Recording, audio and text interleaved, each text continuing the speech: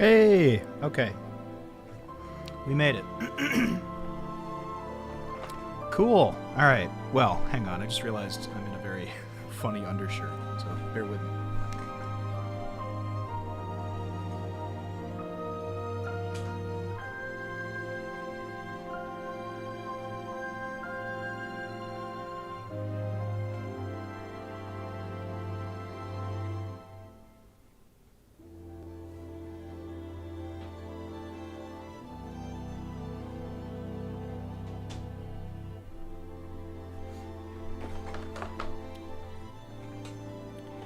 Alright. We're back. And make sure everything is solid here. Okay, we're trying dual streaming for the first time, primarily because it's easier for me to upload video to YouTube if I'm doing that. So, just make sure that's good.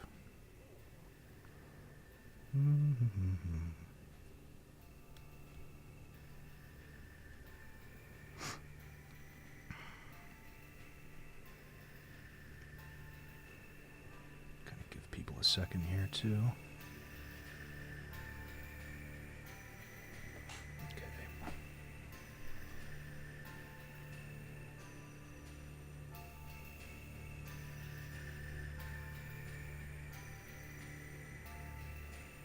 Good, good.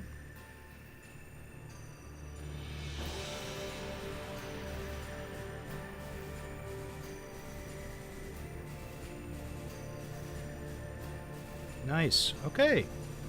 Alright, so I think we're good. Alright, it wouldn't be a Daimugen Dan stream without some crazy problem. So, I want to talk a little bit about that, and then we'll kind of get into what we're doing today. So, I wanted to play Final Fantasy XIII. I've been hopping around games a lot lately, but I recently played the Final Fantasy XVI DLC off stream, and I wanted to kind of come back to another game, and I'm already kind of working on Final Fantasy X, but that's kind of a project that I'm doing on the side, so I wanted to kind of come back to something that I'm a little, I have a different opinion on, so I'll get into that in a second, but for the time being, what I wanted to get into is the difficulty with trying to actually set up the stream for my PS3. So, I'm probably preaching to the choir for people who stream or who've recorded video before, but I use an Elgato HD60X, and it's really nice. I really like the Elgato. But it has some quirks that you have to figure out. So one of the big quirks that I figured out when I started was that if you have HDMP, HCMP, if you have that setting turned on your system, namely the PS5 or the PS4, it's not going to output correctly to your monitor. So for the longest time, I thought, damn, like I bought this pretty expensive streaming setup and I've already bungled it. Luckily, that's not the case. You basically just have to turn that off and then everything kind of shows up on the monitor, so that's good. But then, this morning, I was getting all ready to play Final Fantasy XIII, and I was kind of girding myself for that. And I realized, okay, I need to hook up the PS3 because for some reason this game is not ported to any other system, which is, it's like the forgotten series. We'll get into that too. But I was trying to set up the PS3 and I wasn't getting the output. And I realized that, I probably need to turn that setting off. So I spent probably 20 minutes on my PS3 trying to find where the setting was. Come to find out you can't toggle it on the PS3. So I had to whip out an HDMI splitter that strips that output. So that's where we are now. Then I log onto OBS and I'm just doing my test. I'm making sure that everything sounds good. And the audio is super choppy. And I'm thinking, okay, I just had this problem with the HDMI splitter. It's probably that, right? Nope. It was just OBS being weird, so logged out of that. That was another 20 minutes. So finally, I was like, okay, let's try for restreaming because I want to get my YouTube channel. I want the content to be on there too. So I'm sitting here trying to figure that out, just hoping that there's no other issues, and so far, so good. So that's why at the beginning of the stream, I was in my undershirt with some bacon grease on it, just kind of mouth breathing my way through figuring out what was going on here. So anyway, today we're going to be playing Final Fantasy XIII. So I wanted to do something a little different for this one, because typically when I play a game on stream, or at least in the past, it's a game I really like, or it's a game I'm unfamiliar with. This is a game that I have a very troubled past with. So, my friend Aaron, over at With a Terrible Fate, we have been talking about this game since it's come out, like in 2009, since we were friends. So, I mean, over like 15 years now, we've been talking about this game and about how much we dislike it and how disappointing it is, right? Because there's so many things in it that are likable, but there's so much that when we were kids playing it, we were just on, I'm going to speak for myself. I was just on the cusp of thinking about things really critically, right? Now, I'd always enjoyed video games, and whenever I didn't like a game, I basically just said, well, that's it, I don't like it. But around 14 or 15 is when I started saying, okay, why don't I like this? And for me, Final Fantasy XIII is a frustrating mix of missed opportunity, jargon, and just all the problems that people think they have with Final Fantasy made manifest. Now, what do I mean by that? Well, this is a weird kind of black sheep in the Final Fantasy universe, okay? And I want to talk about the Final Fantasy cycle for a second, because what tends to happen is a new Final Fantasy game comes out, diehard fans love it, semi-hard fans are like lukewarm on it, or they don't play it, and then there's this whole crop of people that come up that like exist to basically hate it, right? And this one, I think, fell into that category. So to give like a little bit of perspective, this was the first game, Final Fantasy XIII that was released multi-platform. So prior to this, I'm going to get a better look here. Prior to this game series was like Nintendo and Xbox. I'm sorry, Nintendo and PlayStation. Like Nintendo first, the first 6 games were on the NES and the Super NES, and then Final Fantasy VII came out on the PlayStation. And there was this kind of implicit exclusivity with PlayStation for Final Fantasy VII, 8, 9, 10, and 12. And even 11, the MMORPG, was PC and PS2, right? So it didn't really exist outside of PlayStation for a good, 10-year span. Then Final Fantasy XIII came out, and it was available on the Xbox 360, as well as the PS3. Now, I didn't have a PS3 at that time, because PS3s cost about as much as a minivan back then, and I didn't have that kind of money, nor did my parents. The Xbox 360, though, was much more affordable, had way more games, and lo and behold, Final Fantasy XIII was released on the 360. So that's how I played it. Now, in retrospect, I think what this did was, despite PlayStation and the PS2 being these massive platforms that everybody basically had, it was like they were like the best-selling platforms for a very long time. I think the Xbox 360 opened the world of Final Fantasy to a new audience. And being that kind of rebel teenager that I was, even though I was playing it on the Xbox 360, I think I kind of hated that. And I was in that headspace of, this is my thing, despite it being like one of the most popular franchises in the world, and I don't want other people to play it. And I think that I held a grudge about this game for not only the content of the story, but for the kind of ethos around it. So this is kind of my background with this game, right? I have a very troubled, edgy history with it. And I think that when people think about Final Fantasy, and they think about the kind of problems and pitfalls with it, I think they're thinking of this game. because this game was massively marketed. It was huge. It was a huge success for Square Enix. Multi-platform game. It was all over the place. It was this huge, huge, huge success. But it was weird, and it was Final Fantasy, and there was weird stuff in it. Even for a Final Fantasy game, there's things that don't make sense, or are out of the ordinary, or are frustrating, or are difficult to deal with. I remember back before JonTron was kind of a... what would you even call him now? Like, he just kind of does whatever he wants on YouTube. He's kind of like a Riff Tracks, almost, or like a Mystery Science Theater. When he was still doing video games, I remember he had a skit about Final Fantasy XIII called Final Hallway 13. One of the biggest problems that people had with this game was that it felt very linear, which I remember having a problem with too, but the other games, like the other Final Fantasy games, are also very linear. Like, up until 15 was non-linear, but it also has it has a whole host of problems, right? I think Final Fantasy does well when it's linear because it's a story, it's a narrative. So that's something I had a problem with that I no longer really have a problem with in principle, although I think that the pacing suffers in Final Fantasy XIII. At least that's my memory of it.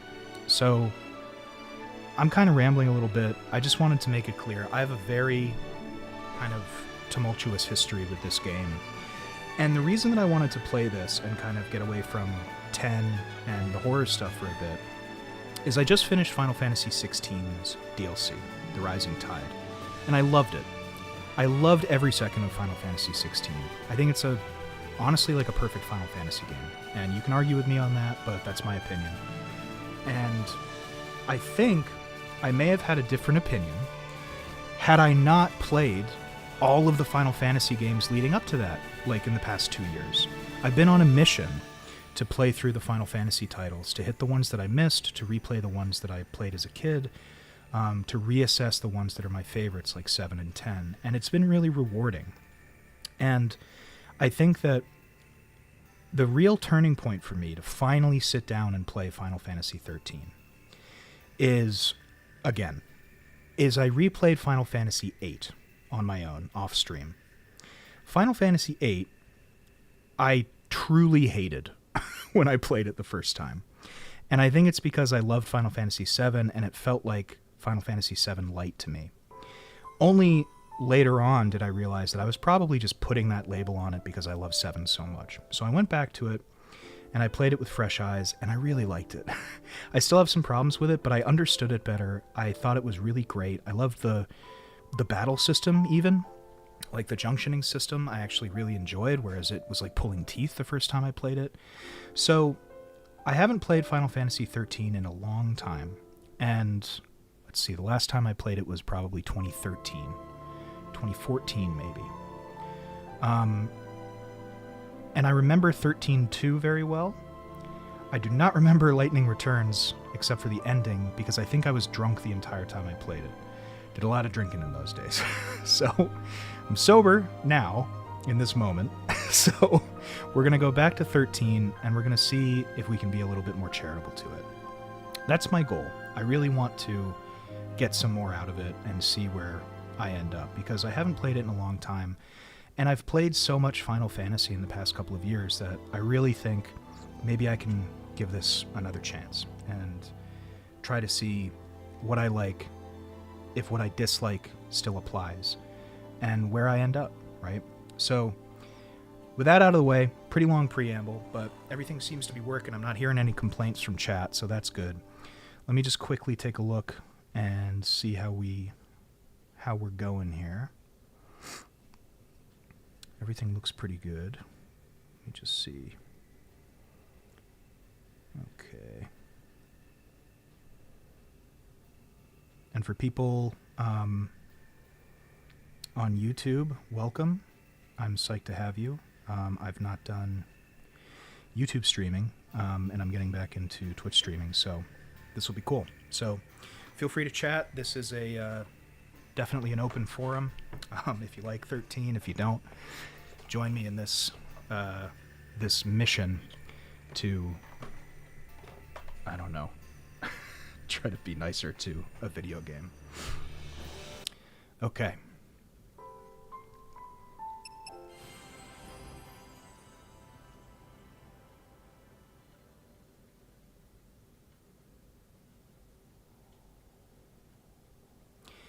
Hey, Richard, not to sway any opinions on the revisit, and I have no idea, but isn't, let's see. Isn't 13 considered by many to be the less good one? Yeah. Definitely is. I think that's a pretty nice way of putting it, but yeah, people don't like it, and I think probably for good reason, but that's what I'm here to interrogate, because I'm not sure. I have my thoughts on it, but you know, the other thing is that there's kind of like the Final Fantasy hate industrial complex that started with the Spoony one, who, listen, Spoony, if you're out there, I love your stuff, man. I hope you're doing well. I know it's been hard for you in the past, like, decade, but his reviews of these games were very vitriolic, and I think that just kind of set the tone for 8, 10, and 13 in particular.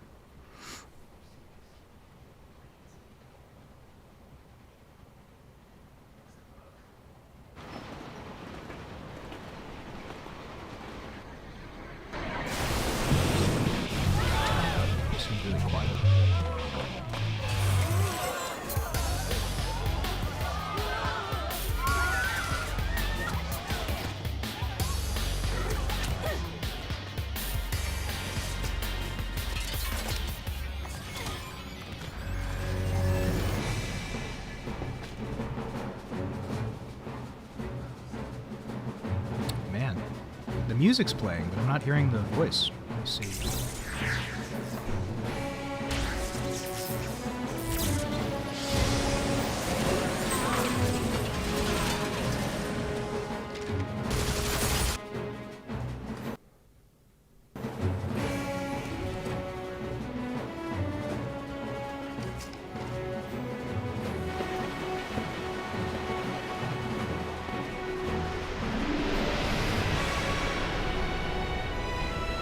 Cool setting. I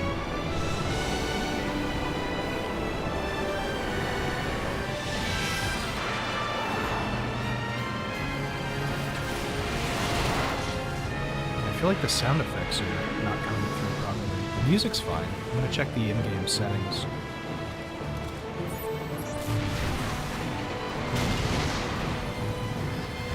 Is it just one of the channels, maybe? Hang on. I think I might need to.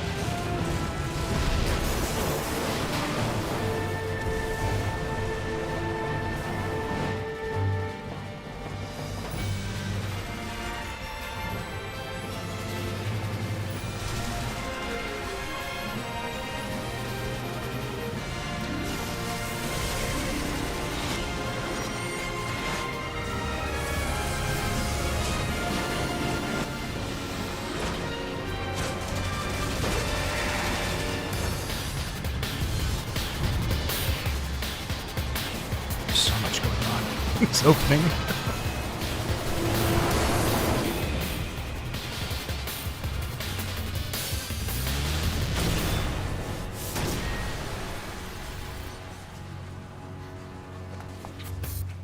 Yeah, what's going on with the, let me see. Maybe that's just a me thing. One sec.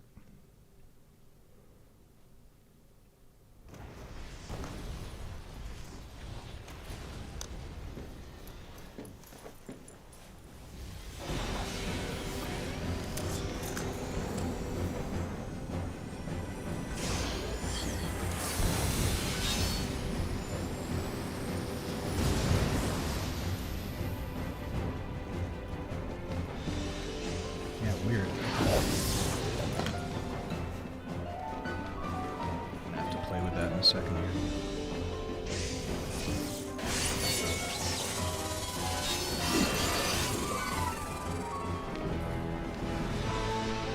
All right. Don't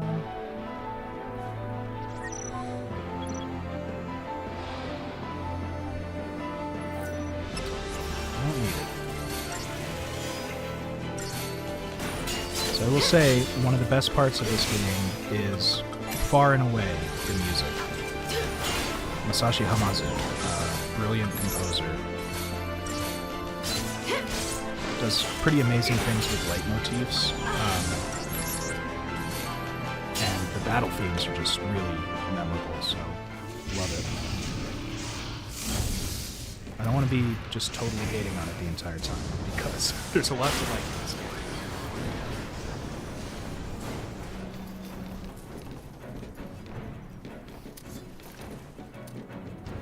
This is so weird. What's happening with the voices? Did I turn them off by accident or something? I don't even think that's an option. Is it?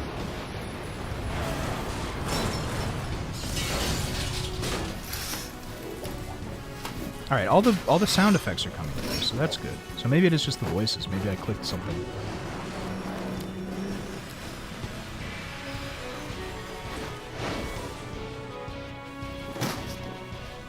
Hey, Aaron. The Chocobo makes sound. It's an edit to improve the game quality. Oh.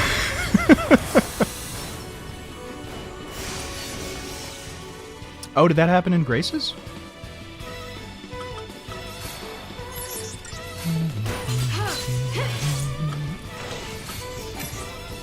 Alright, so one of the things that's cool about this is, well, I guess it's cool depending on how you feel about it as a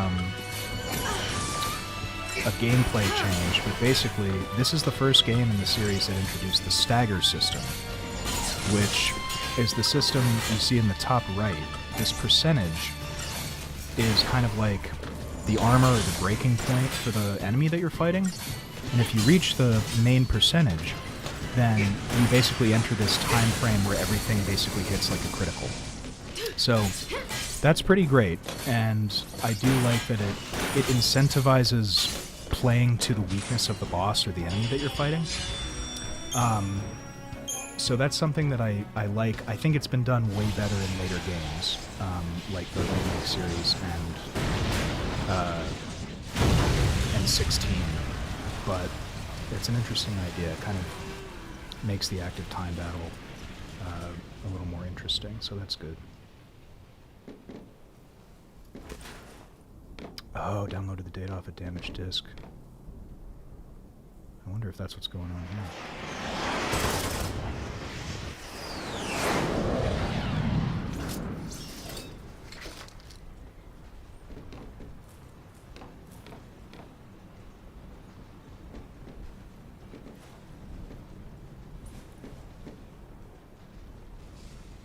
It's interesting. I was a soldier. Okay, it's interesting how many parallels there are to 7 that I forgot about.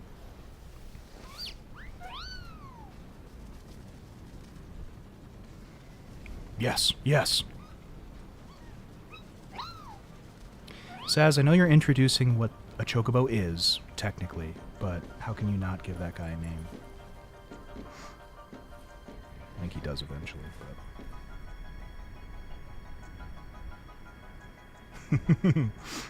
Alright, let's see.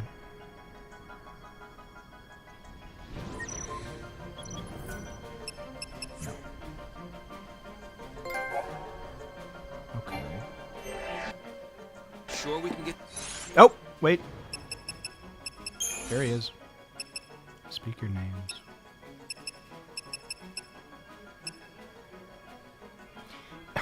Okay, wait a minute. Is it literally just... Alright, let's restore defaults. Is it literally just that it's not going to happen during cutscenes? We'll get all the flavor text? That's going to be funny.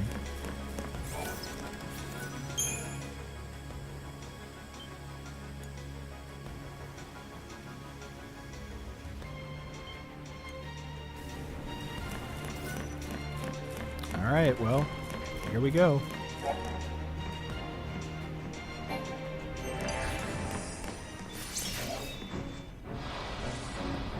It was the exact same thing. I wonder if it's the PS3. Okay, they're making sound now. They weren't in the other game, or the other fight. Maybe it was just the opening.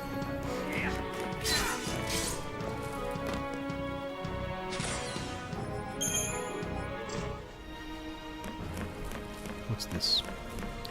Ah, yes. The Thing. What do you suppose this is? The Thing, Saz. Army leaving its toys out now? Saz. Saz.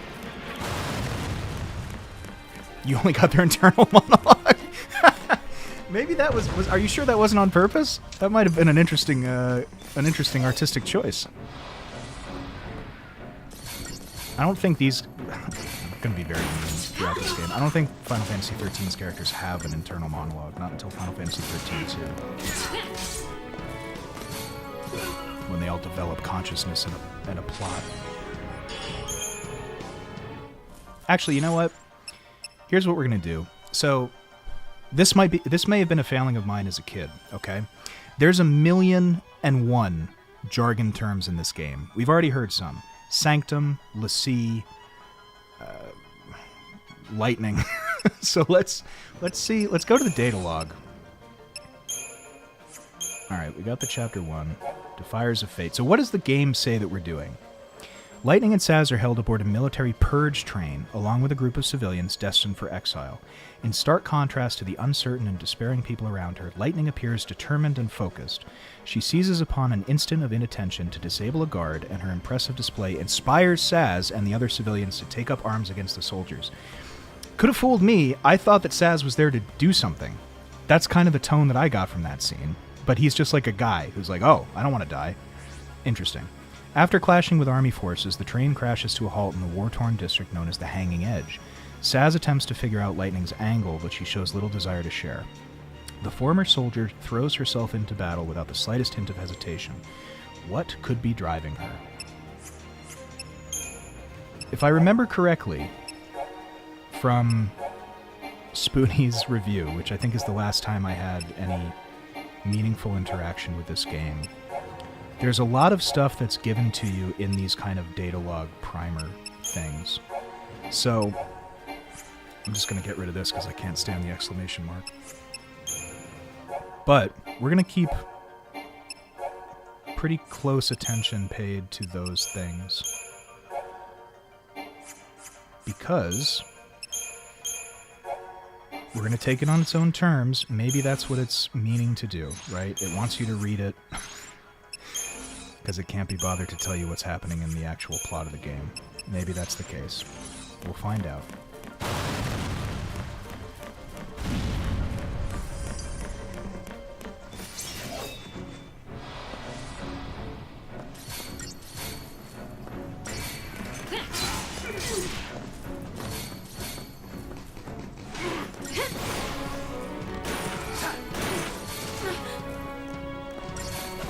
I'm not planning to do auto battle the entire game, but at the beginning when you have literally no abilities, it's just a time saver.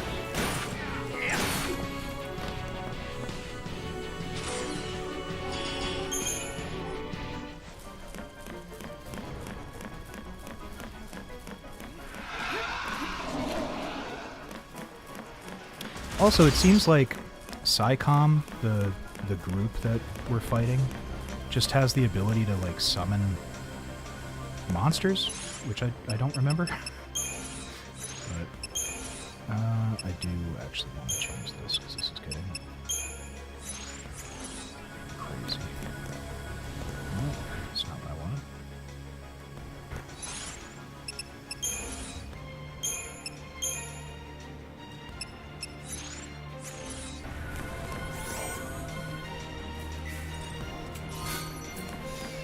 Potion.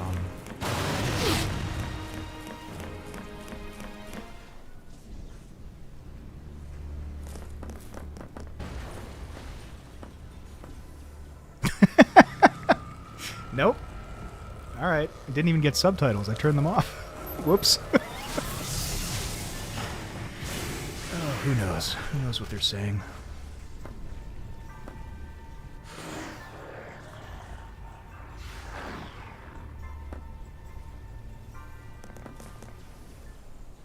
Maybe it's better if it's just pantomimetic.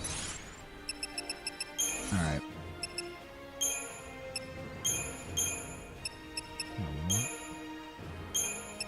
Oh my god, even the menu.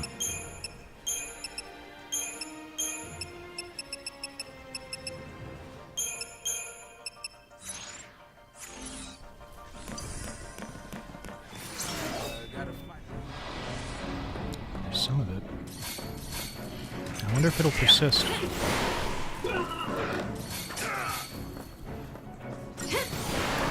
Running and then cut to battle arena on smaller enemies is sort of jarring. It seems like the right pace and camera angle is set up to fight real-time seamlessly.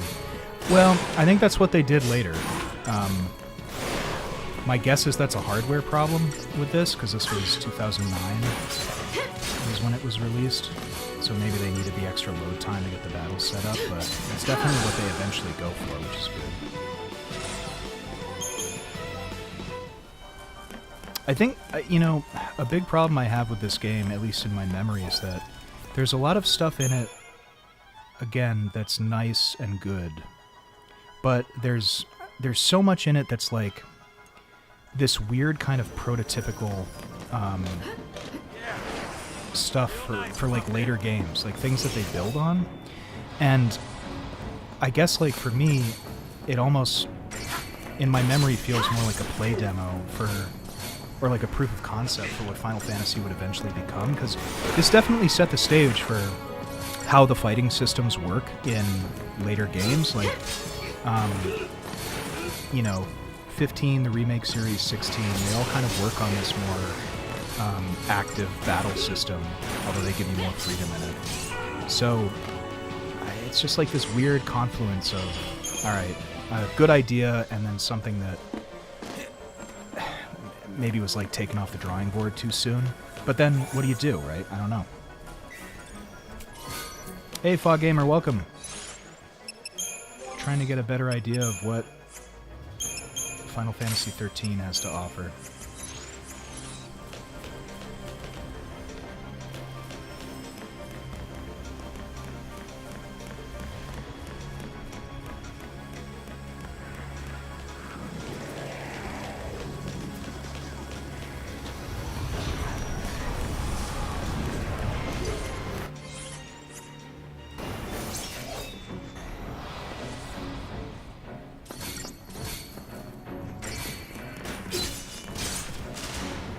So Aaron, if you're still in, did you try to re-download it from the disc? Or did you just bear with the, no voices? So I'm wondering if we take a break to do that. Because I've been talking on my stream. I typically talk during the Pokemon games, and it definitely gets exhausted. How's the disc itself? Shoot.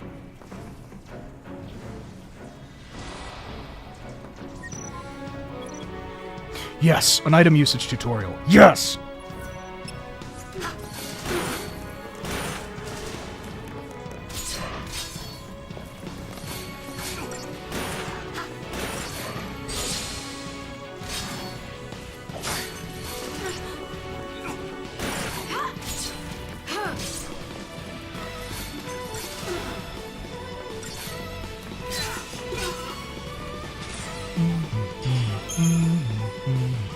The song is called Blinded by Light. It's a great song. Maybe I will try that. Oh no! Saz has fallen over. Oh!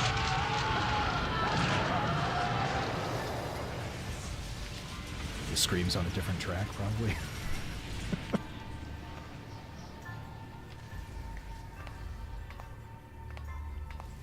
Alright, we might just do that. I'm gonna see if it's worth trying. Because this will drive me crazy.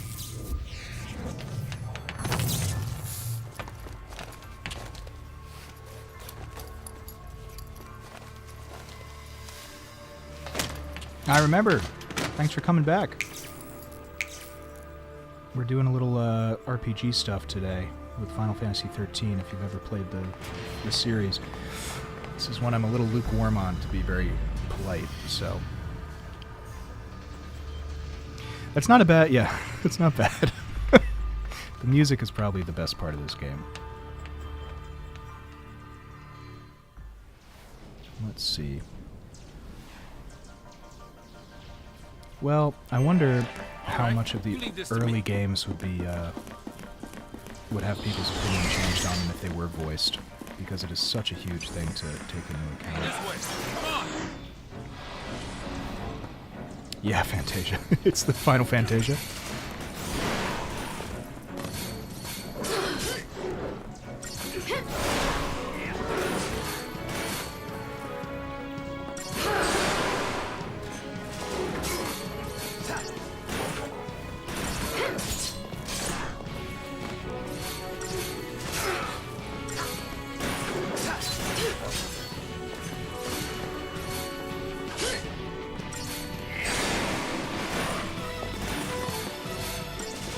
Just hit the X button. You know, one of the bad faith arguments about Final Fantasy XVI from people who have not played it is that you can just press square and get through the game perfectly. Which is kind of true if you equip like the helpful rings that kind of automate the combos for you. But I don't know how you say that about that game when this game is literally just press X. Alright.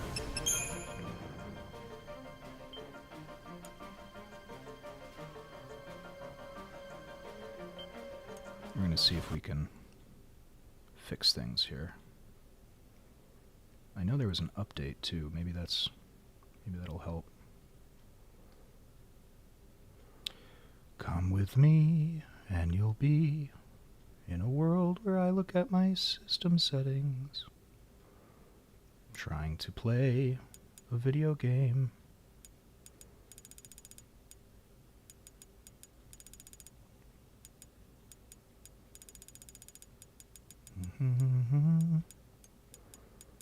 Alright, well, we'll just chat for a little bit. We'll see if we do it, and if not, if it doesn't work, then maybe it's a blessing in disguise. We'll just make sure that our... God, how old is this system now? Old, very old, older than some people in chat, I would reckon. We'll make sure that this ancient system is up to date.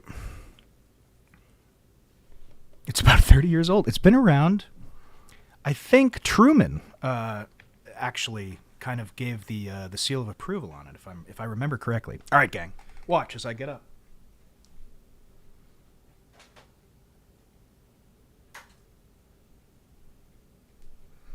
All right, let's see. We'll give it the old heave-ho here. Is that what the heave-ho is? Well, we'll do something. We'll give it the Husker-Do. Husker-Don't. Well, you start with 3, because as we learned from Jekt, if you call it 3, people will want to come back for the 1 or the 2, even though it doesn't exist. Don't let anyone tell you the PlayStation 2 is real.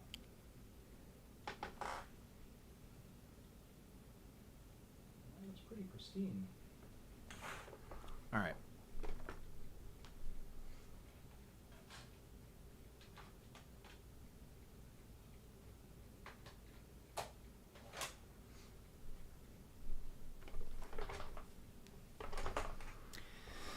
Here we go. After the update. See, this is the high-octane, thrilling gameplay that you all come for. There's a YouTuber that does scary games. Maybe you can choose a game from him. His name is Special Ed. I'll check him out. I think I've heard that name before. I know the next horror games that I want to do, maybe we'll do them tomorrow. I want to go back to Fears to Fathom, and I want to try to do it with a controller, because I think I was just messing up because I'm so unused to mouse and keyboard. So I'm going to see if I can get that figured out.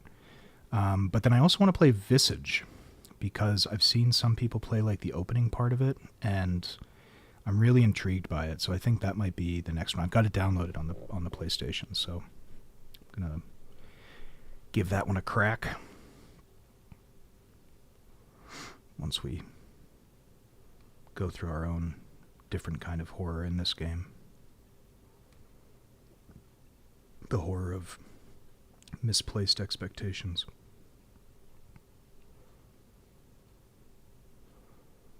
I appreciate it.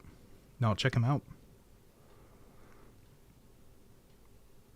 It's the thing about horror games that I love is that, and that's why I want to get more into, I was looking at the Steam catalog. I want to get more comfortable with Steam because, man, there's just so much on there that's so interesting looking. And even if it's like bad, it would be fun to do on stream.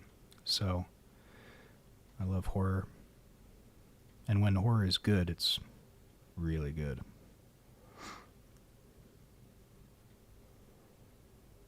In the meantime,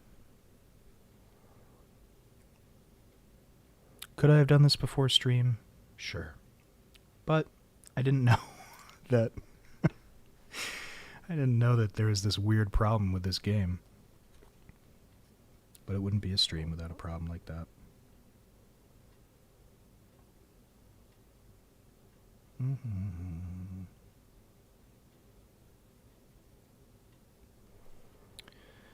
Well, it's in these quiet moments that we can really reflect on the things that matter, like... Oh, the update's done. Nope. No one would ever even think to do it. And let them be put in the pillory for even considering it.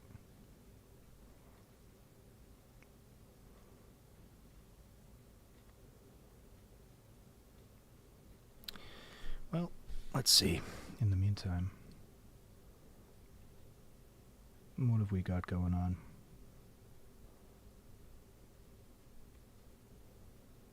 Mm-hmm.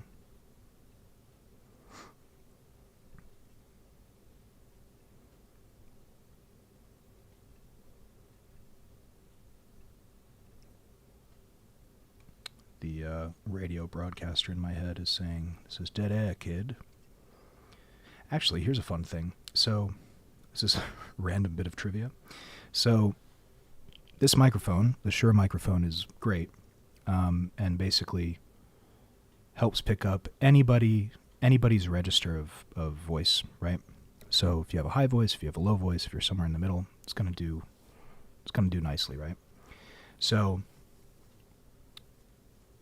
back in the day, back in like the 30s to around the 50s, microphones didn't have the range of registering sound as they do today. So a lot of broadcast microphones could really only pick up the mid-range, or they could only do that really well. So if you ever listen to old radio plays, or if you listen to or if you watch movies where it's like old-timey people talking like this. This kind of voice is the best voice for radio because it was the voice that was picked up on the microphone. So if you ever had, did people talk like that back then? Probably not. They probably just did it for the microphone, for the radio. So luckily, we exist in a world now where you can just use your own voice. But a big part of voice training back then for advertising and acting was speaking in a register that would actually be picked up by the microphone well and not sound terrible. So that, coupled with what's called the Atlantic accent, that kind of you always see people talk like this, and this is how they always, oh, well, cheerio and good luck, everybody. It's me. I'm a Manhattan socialite, and I'm here to talk to you about, Brillo pads, right? That was not how anybody actually talked. Or if they did, it's because they were mimicking what they were hearing on TV or the radio, because that's the only thing that could be broadcast, right? So obviously you have people with different types of voices and different roles, but whenever you were selling something especially, you wanted it to be crisp and clear. So that's why it sounded like this. So it's a nice little history lesson while I'm thinking about the microphone. And trying not to put dead air out. But sometimes these quiet, contemplative moments, it's where we can really learn things about ourselves. Or about the PS3 and how it's not aging very gracefully compared to the PS2, which is basically like a Volvo station wagon from 1962. You don't need to do any maintenance on it, and it works pretty well. I guess the question for me is that planned obsolescence like today's smartphones? and computers where, they're putting in a kind of limited lifespan where things start running slower so that you buy the new thing? Or were things just made to last better back then? These are the nostalgic questions we have to ponder as we're installing an update on the near, 20-year-old game system.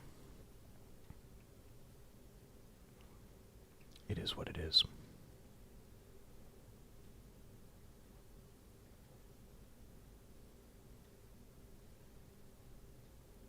Trying to build a PS4 and the specs weren't there yet. I believe that. I mean, I feel like every system from this generation was kind of the intermediate system to the one that they really wanted to make. Because you have, the Xbox, the GameCube, and the PS2 are all incredibly solid game systems. Then you have the Wii, the PS3, and the Xbox 360. The only one I would say is really solid was the 360. That was like a machine that could take a beating. However, it had the Red Ring of Death, so even the best one had a million problems. I can't speak to the Xbone because I didn't really play it that much. I think I played most of it at your house, Aaron. Technically, I have one, but I haven't used it for anything other than Dead Rising, which could have just played on the 360. All right, let's see. Good. Sound is still working on the PS3 anyway. When in doubt, I wonder... Oh, we had a sign-in problem, did we? Good Lord. Well, this is the true fun that we get when we're streaming, everybody. I think the Wii is basically... My understanding of it is that the Wii is more or less a... It's like it has the processing capability of a Tamagotchi. So I think that coupled with the sturdy plastic case, it has less moving parts to get messed up. Need to generate a device setup password. Okay.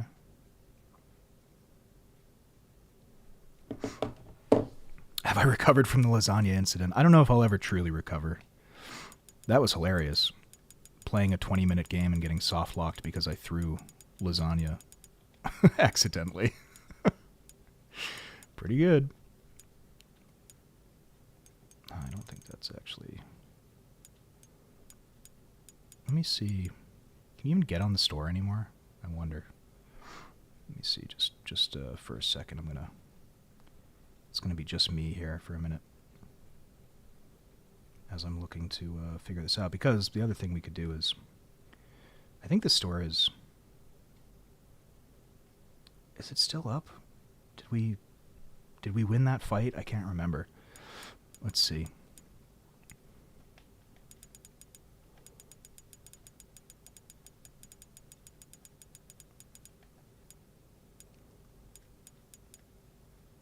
Because the other option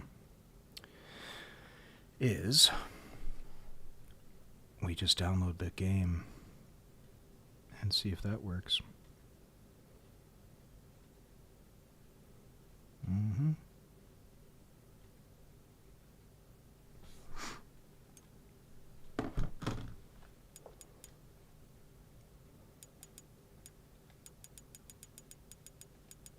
This is very silly. But I assume you're all here for me and not for Final Fantasy XIII. I just add some flavor to the game. So, while we're getting this figured out, you can all enjoy the mellifluous sound of my silly voice.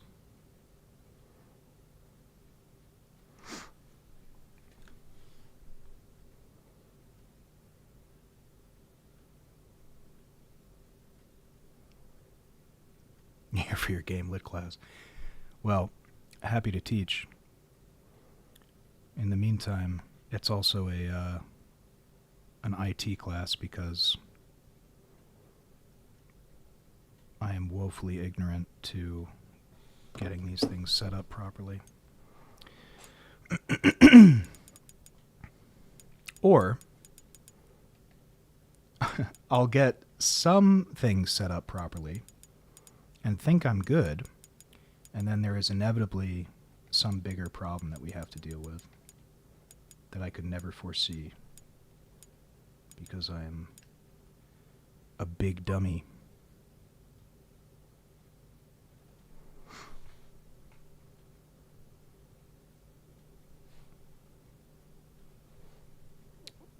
Long dark tea time of the JRPG soul. That's what we do here. Well, that might take a little more finessing. So what we're going to do in the meantime is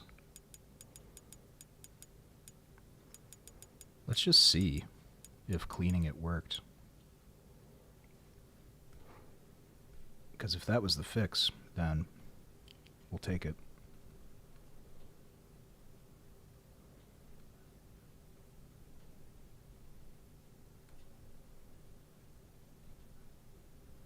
If it's not, we'll go back to troubleshooting. The greatest video game of all.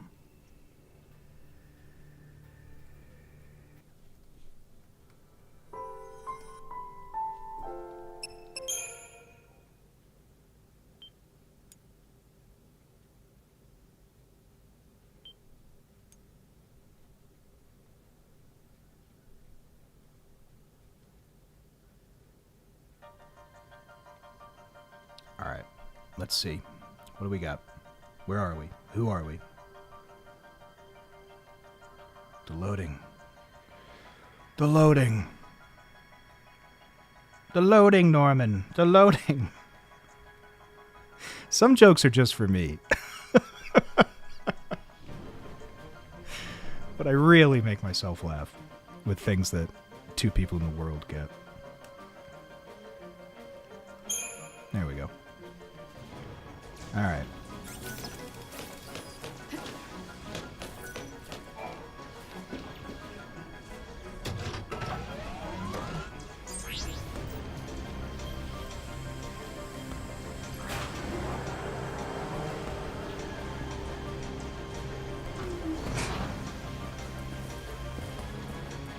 Finish your FFP for college too. That was quite annoying. Because every time I went to film, the actor was either dying of illness or he was out, and the advert was coming in with the records. Well, that advert was great, so hopefully you get the recognition you deserve. Nope. All right.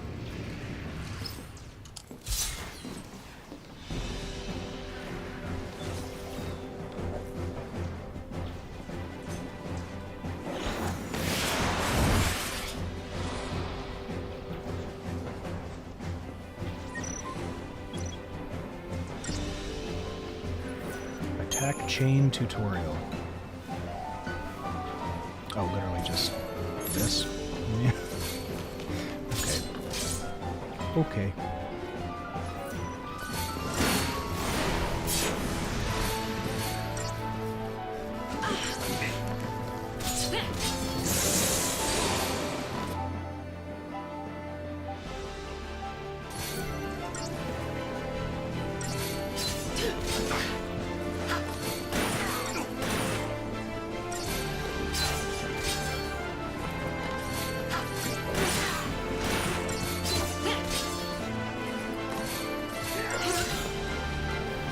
I'm sure you can work with them random. Especially if you're, submitting something, right? And it's clear that you're not just trying to get away with something. Most people will work with you if you're honest,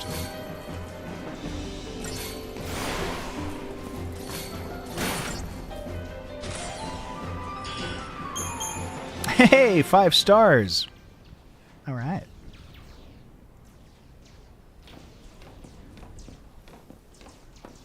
Let me take a quick moment here while we're laughingly just reading the subtitles, which, Aaron, I might agree, actually. This might make it better.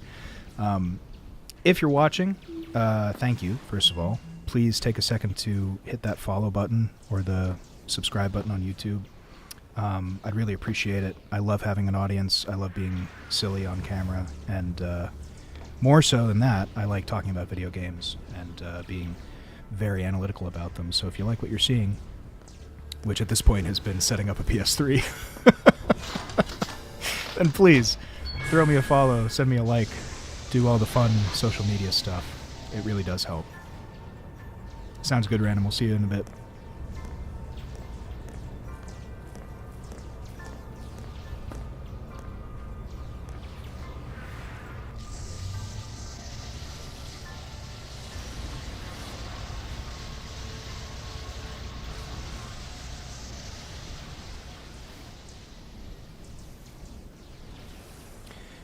Boy, it does not feel, it feels slimy to shill, but you know, there's something primal about it too. Like, help me. Help me and I will entertain you with voices and stories about radio from 70 years ago.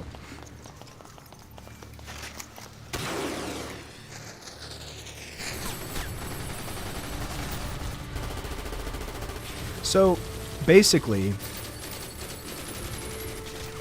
every resident of Cocoon, your family, your friends, your neighbors, would be exposed to the dangers of the world below. By choosing to leave Cocoon and participating in this migration, more like extermination. Oh, huge.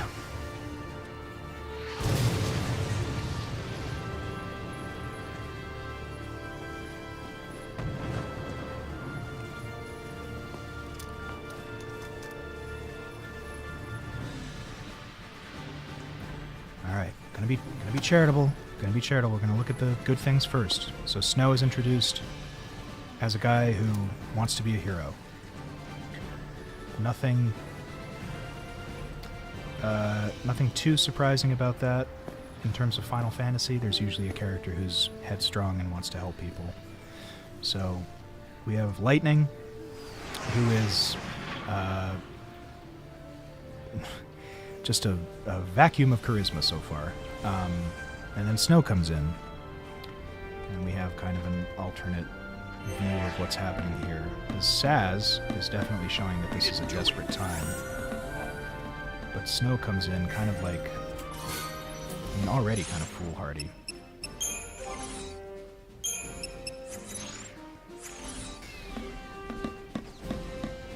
It's over. It's all over.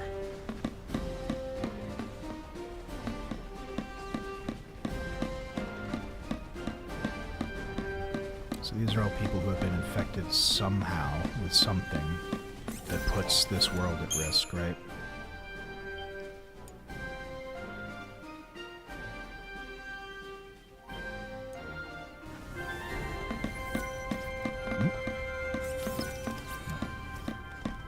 Actually, can we buy any...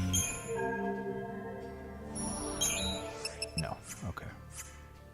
I was wondering if we could buy any accessories or anything, but I don't think those are available until the world opens up a little bit.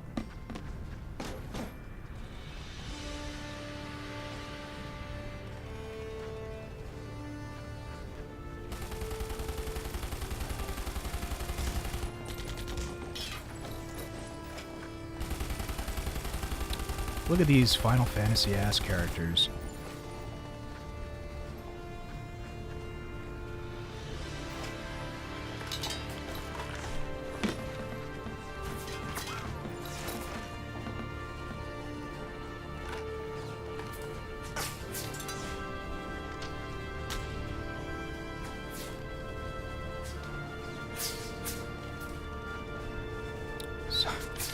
Psycom are the people that are shooting at them, by the way. Nothing but bluster. I guess in the grand scheme of things, perhaps, but they are currently attacking you, so maybe a little more than bluster. Would be my thought, but what do I know? Nothing to worry about! How about this? Big punch him! I'm gonna punch him, he says.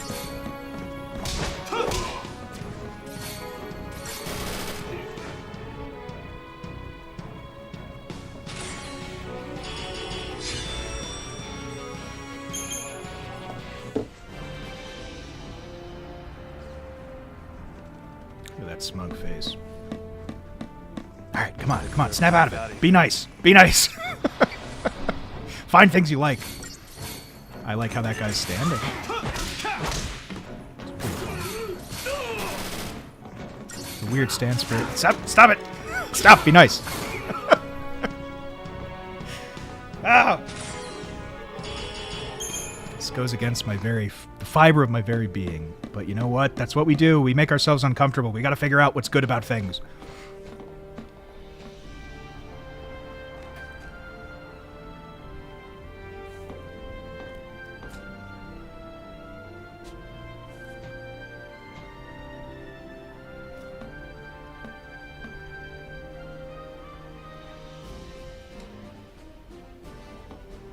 Real heroes do need plans. Guys. But, you know, they're young, they're naive, they're making mistakes. That much is clear. Because, okay, you know, let's read it like the writers probably intended, right? They're headstrong. They're not... Okay, you know what? I have a point to make. So, people have a problem with the Star Wars prequels. I swear this is going to matter. People have a problem with the Star Wars prequels, excuse me, because they think that, like, why are the Jedi acting like this? Like, they're incompetent, they're mean, they're cruel. Like, why are they like this? They should be nice. They should be like Luke. Well, remember, the third movie, the original third movie, is called The Return of the Jedi, right? It doesn't mean that the Jedi come back. It means the ideals that the Jedi were supposed to espouse come back, because Luke is a true Jedi. He's not corrupted by the same things that corrupted Obi-Wan and Yoda and Qui-Gon and all the people from the original prequels, right? So it's not that it's a failure of writing that the Jedi don't seem cool or strong or smart. That's literally the problem. They've been sitting there relaxing, kind of taking things easy for way too long, right? That's a problem. That's what allows the Emperor to come to power. Likewise in this, these characters are headstrong and they're annoying. That's probably the point, is that they're young, basically kids, who are like, hey, this genocide is happening, this thing called the Purge. We don't like that. We should go and do something. And they're not thinking about the consequences, they're just thinking about their motives, which is, hey, I want to save people, and so I'm good. I'm doing a good thing right now by attacking these people, right? It's the same reason that we like Avalanche in Final Fantasy VII. They are eco-terrorists who blow up a reactor and kill hundreds of people. That's bad, but we kind of let that slide because we're told that the reason they blew up the reactor is because that reactor is destroying the planet. So we're kind of looking at it from this weird utilitarian calculus of like, okay, well that seems good, even though the way that they're doing it is pretty bad, right? So a lot of parallels to 7 so far, at least in terms of setup and morality.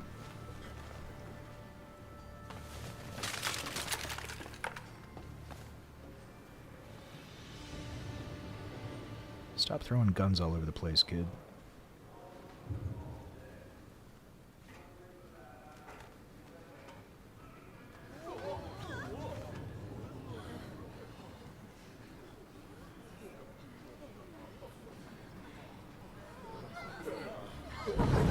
Let's get these civilians. That's what we'll do. Yeah, come on, everybody. Take a gun, people who've never held a gun. What could go wrong? What could go right?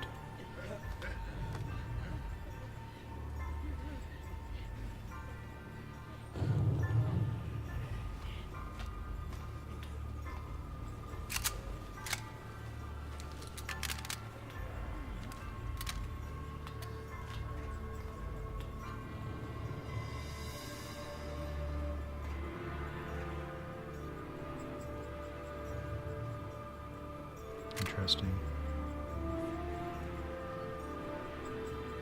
Alright, so interesting camera move there, right? So, fair play to Snow. He asks her, are you sure? And then we get the camera kind of zooming in on her hand that shows a wedding ring, but we don't see her husband. So we can tell that she's a good mom, but she's trying to protect somebody, you know. Otherwise, where's her husband? Surely he would be there helping, right?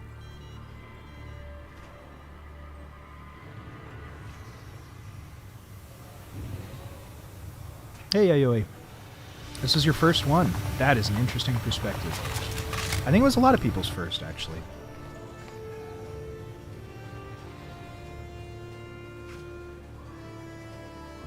Alright, I'm hearing like a weird... I am hearing it. It's very faint. It's like an echo. This is so strange. Everything... All the other tracks seem great, but the voice track is off.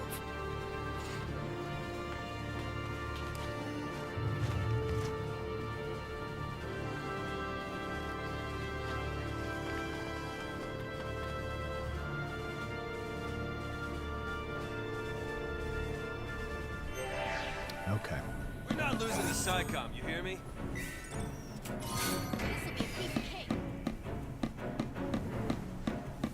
The layer of voice acting just got sloughed off as time went on.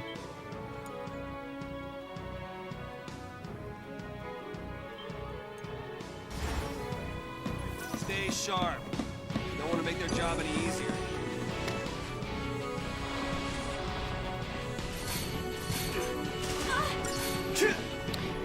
15 minutes. That's, I'm wondering if I wish that I had done that. Nah, I guess not, because it's been a very good point of conversation for 15 years, but it's certainly not my favorite. But again, I'm open to this changing my mind, because Final Fantasy VIII did, and a lot of the problems that I have with 8, I had with this, so maybe my brain has changed as it's developed.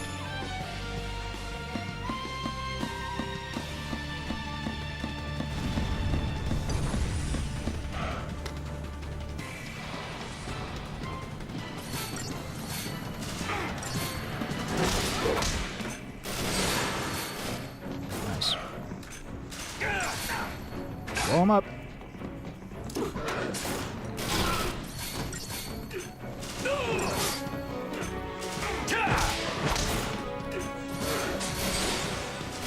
You okay? I like that Godot and LeBros's HP is unknown.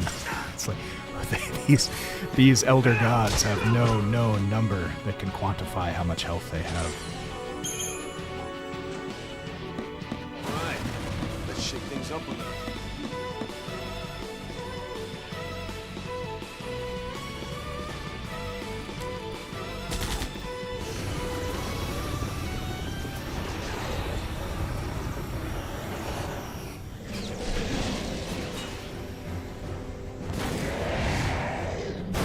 Hey, big dog.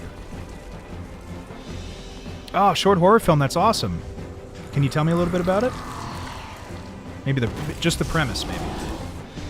If you've gotten that far, I don't know how much you plan. There's nothing we can't do. Well, hey, you know, everybody's got to start somewhere. You ought to hit random up. He just left the chat, but he's a big filmmaker, so... There's nothing wrong with, you could go a couple different ways, right?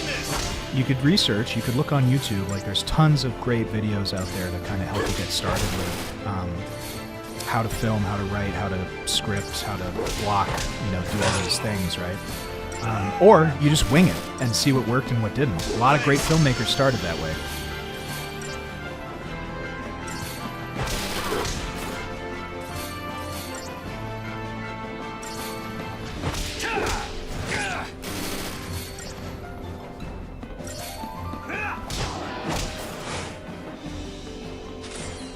Punched a big dog to death.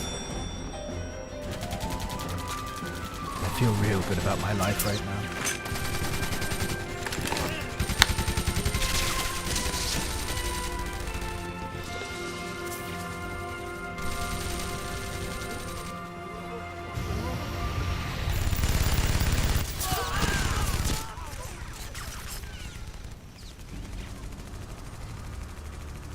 A bigger gun.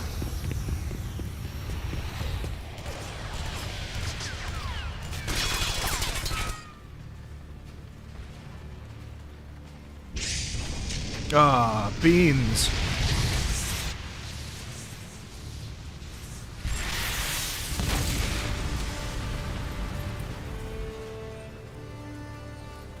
Action, Mom.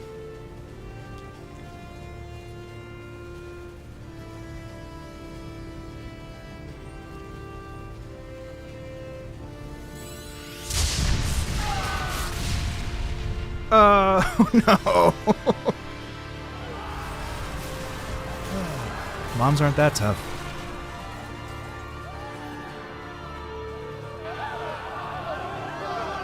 So the plot is that someone comes home and then all her family is missing and she sees blood on the kitchen counter, so she looks around the house, but it's creepy.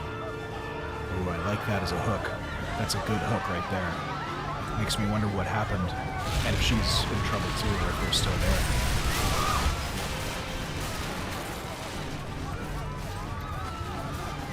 Nothing like a good mystery. Here's my advice. If you want it, you don't have to use it. My one piece of advice. Horror, when horror is best, it's when it's a mystery. So keeping the mystery going and having a satisfying conclusion, that's what makes horror great. So I'm already hooked, so you got that part down.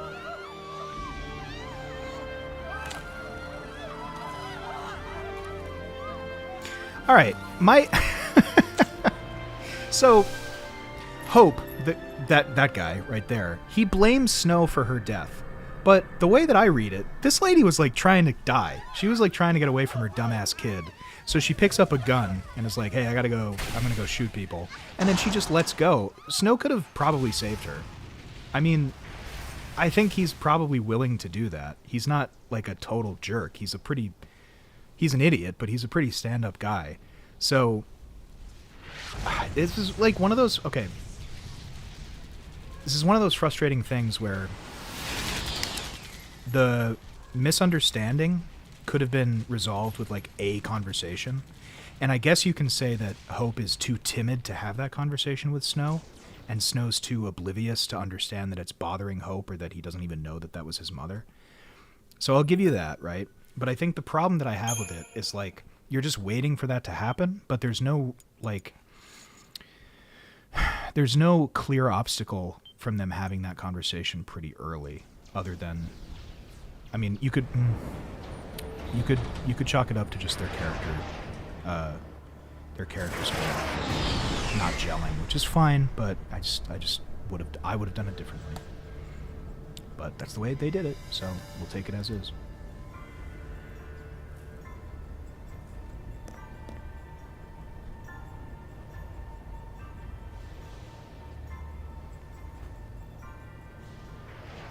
Sanctum Logic. Target the Purge to eliminate a threat.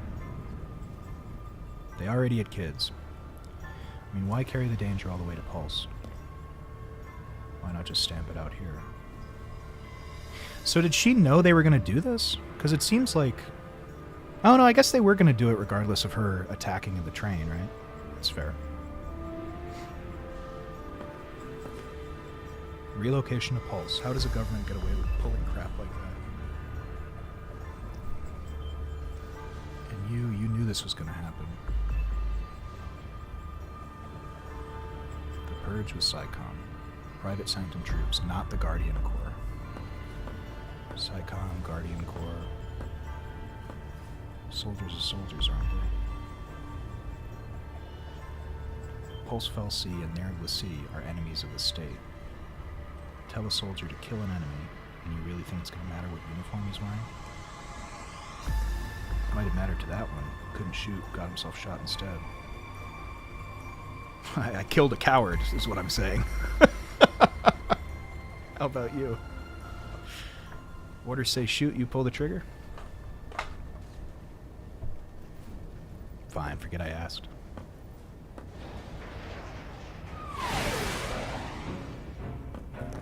What? You what?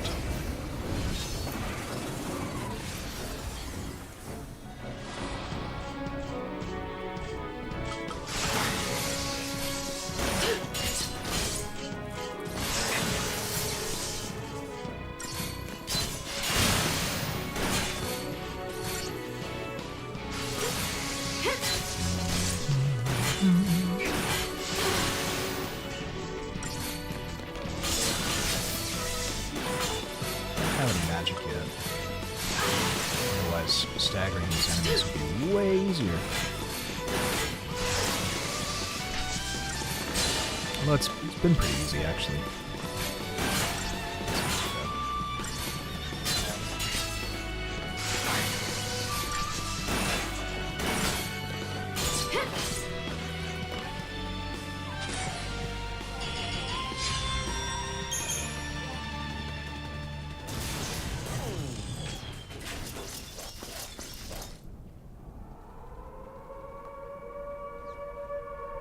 Silent Hill.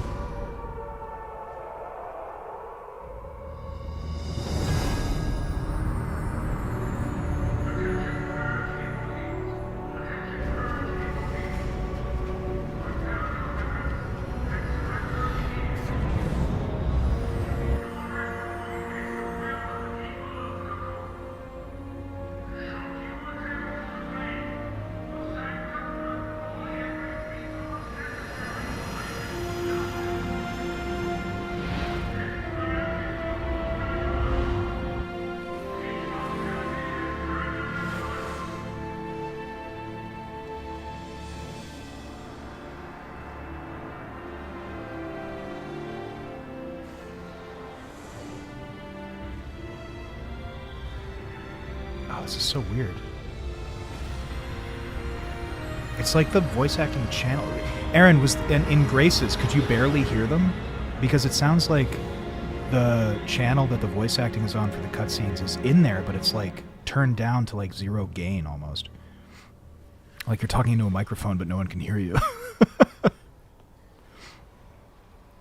Because if I strain... A girl. Gulp.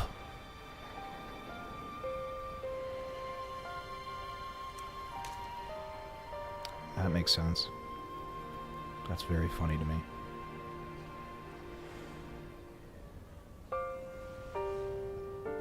Oh, we can't hear her Aussie accent. Face it later. They don't say chow in Aussie, do they? In Straya? You got any Strayans in the chat?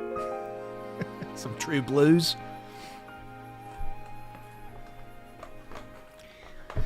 Maybe they say chow, I don't know. What do I know?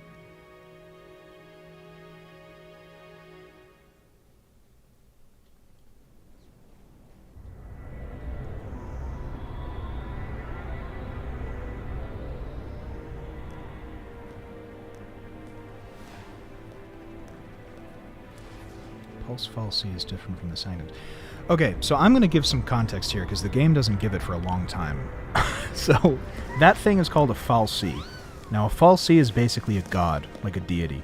And apparently this one that they're carrying is from Pulse, which is the land beneath Cocoon, which is where we currently are. Everybody following? Everybody got that so far? So the idea that the government is kind of propagating is that Pulse and Cocoon are at war, and anything from Pulse is contaminated or profane, right? It's not sacred because there is like a pope character who basically decides what's sacred and what isn't. That's basically the world that's being set up, but I don't remember if that's ever explained in a cutscene. I think it's in the data log, so maybe it's time to look at the data log. Maybe we can get some insight into what the hell's happening here.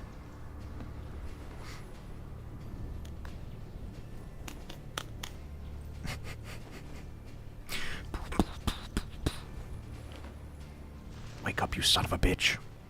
There's dead people to see.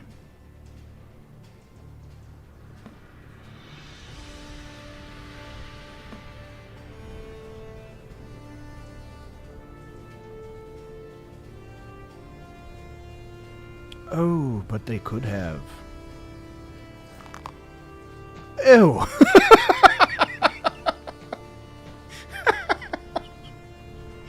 That sound effect was up normally. It has full volume on the gross, sinewy snap of his arm. Gross.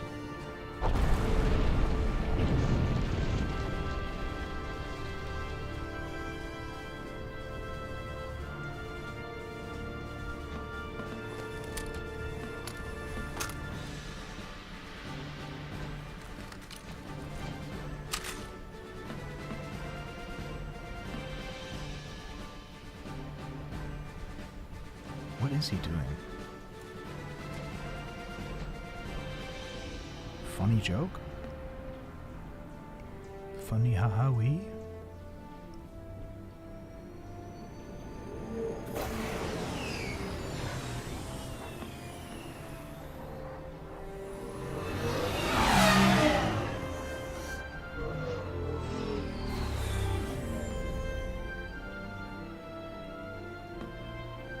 Bet I could rock that hairstyle.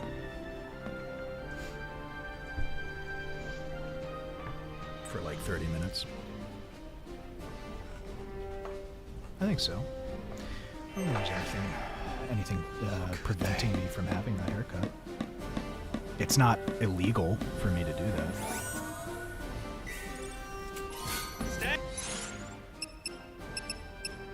What does a power circle do? Oh, right, the upgrading system.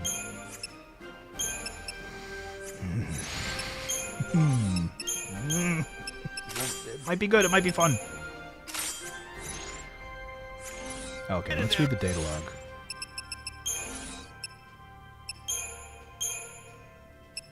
Oh, wow. Suspect citizens of Cocoon are wrenched from their tranquil existence and threatened with exile to the world of Pulse. The purge has begun. The land below is said to crawl with unknown perils, and terrified civilians begin to rebel against the purge. A revolt also occurs on the train transporting purge deportees, as Lightning's battle against the guards galvanizes the other prisoners into action. The train comes to a halt in the district of the Hanging Edge, now a hellish war zone where soldiers open fire indiscriminately upon civilians. Lightning makes her way through the middle of the conflict, all but ignoring her uninvited companion Saz. She seems determined to press onwards even when the path before her is destroyed by military strikes. Okay. Another rebellion. The peaceful citizens of Cocoon live in constant fear of invasion by the forces of Pulse, the world below and supposed home of terrors unknown. Were even a single Pulsian agent to be discovered on Cocoon, panic and civil unrest would be sure to follow, threatening the very fabric of society. To prevent such a calamity, the Sanctum, Cocoon's governing body, which also is like a religious sect, initiates the Purge, a government initiative officially entailing the deportation of all those who may have come into contact with corrupting Pulsian influences.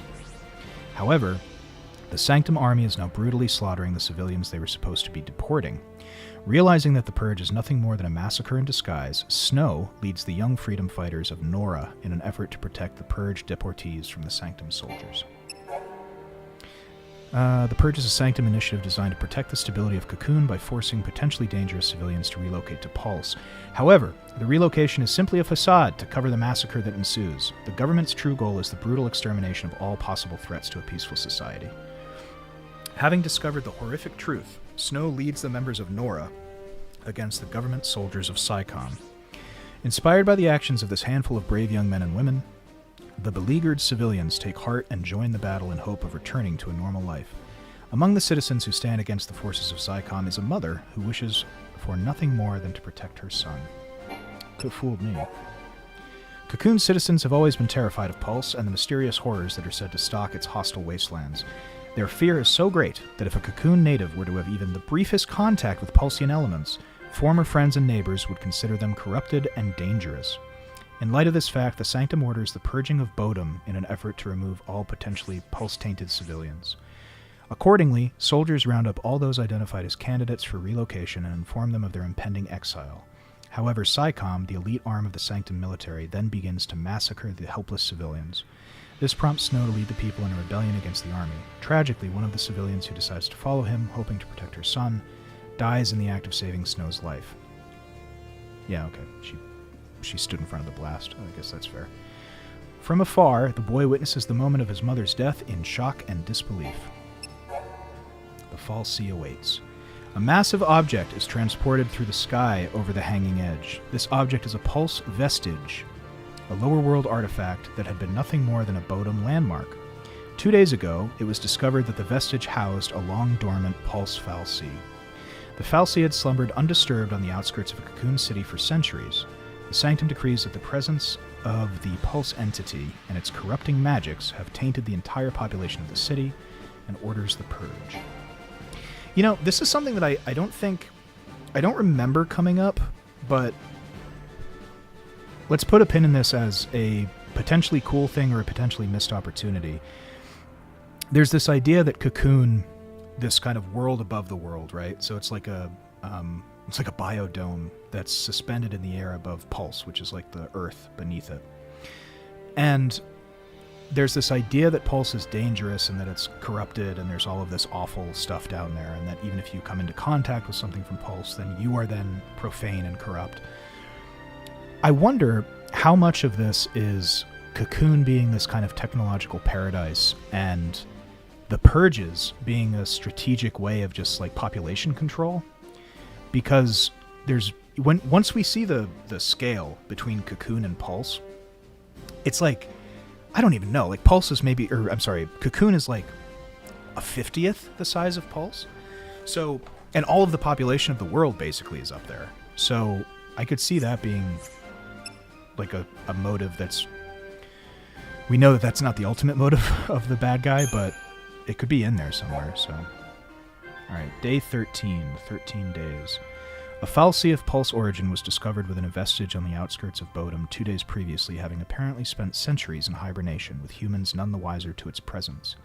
The Sanctum deemed the potential contamination by Pulse magic a risk too great to overlook, and immediately enacted legislation, they voted on it, permitting the purge, an involuntary removal of the fal'Cie and the entire population of Bodom from Cocoon.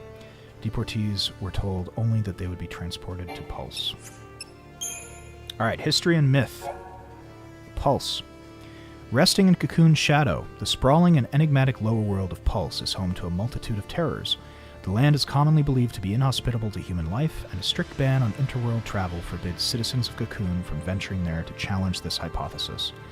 Not even members of the Sanctum's upper echelon can claim to have seen the surface with their own eyes, but the attempted invasion by the world's savage armies several centuries ago is well documented.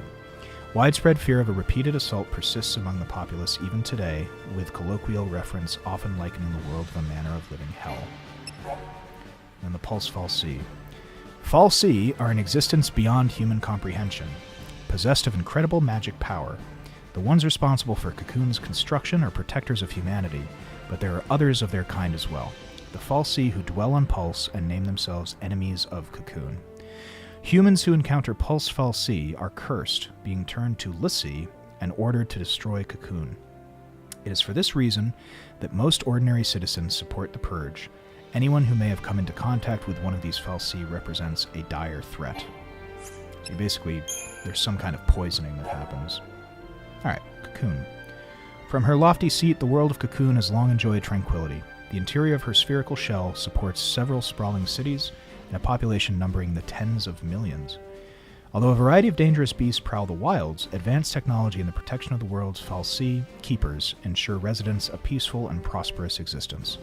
Travel to the lower world of Pulse is forbidden, but given their deep-seated cultural fears of the place, Cocoon's citizens would not even think to venture beyond the paradise they know. And the Hanging Edge. A relic of days before the War of Transgression, which I'm assuming is when the Pulse people attacked, the Hanging Edge is located near Cocoon's outer rim. The area was once a thriving urban center, but residents were forced to abandon the location when an attack by Pulsian forces cracked Cocoon's shell during the conflict several centuries past. It was since designated a restricted zone, and with civilian access prohibited, soon became nothing more than a name on local maps. Boy, there's a lot of info that's just being thrown at us. The Sanctum, Cocoon Society. Cocoon's central government, the Sanctum, holds supreme executive, legislative, and judicial power.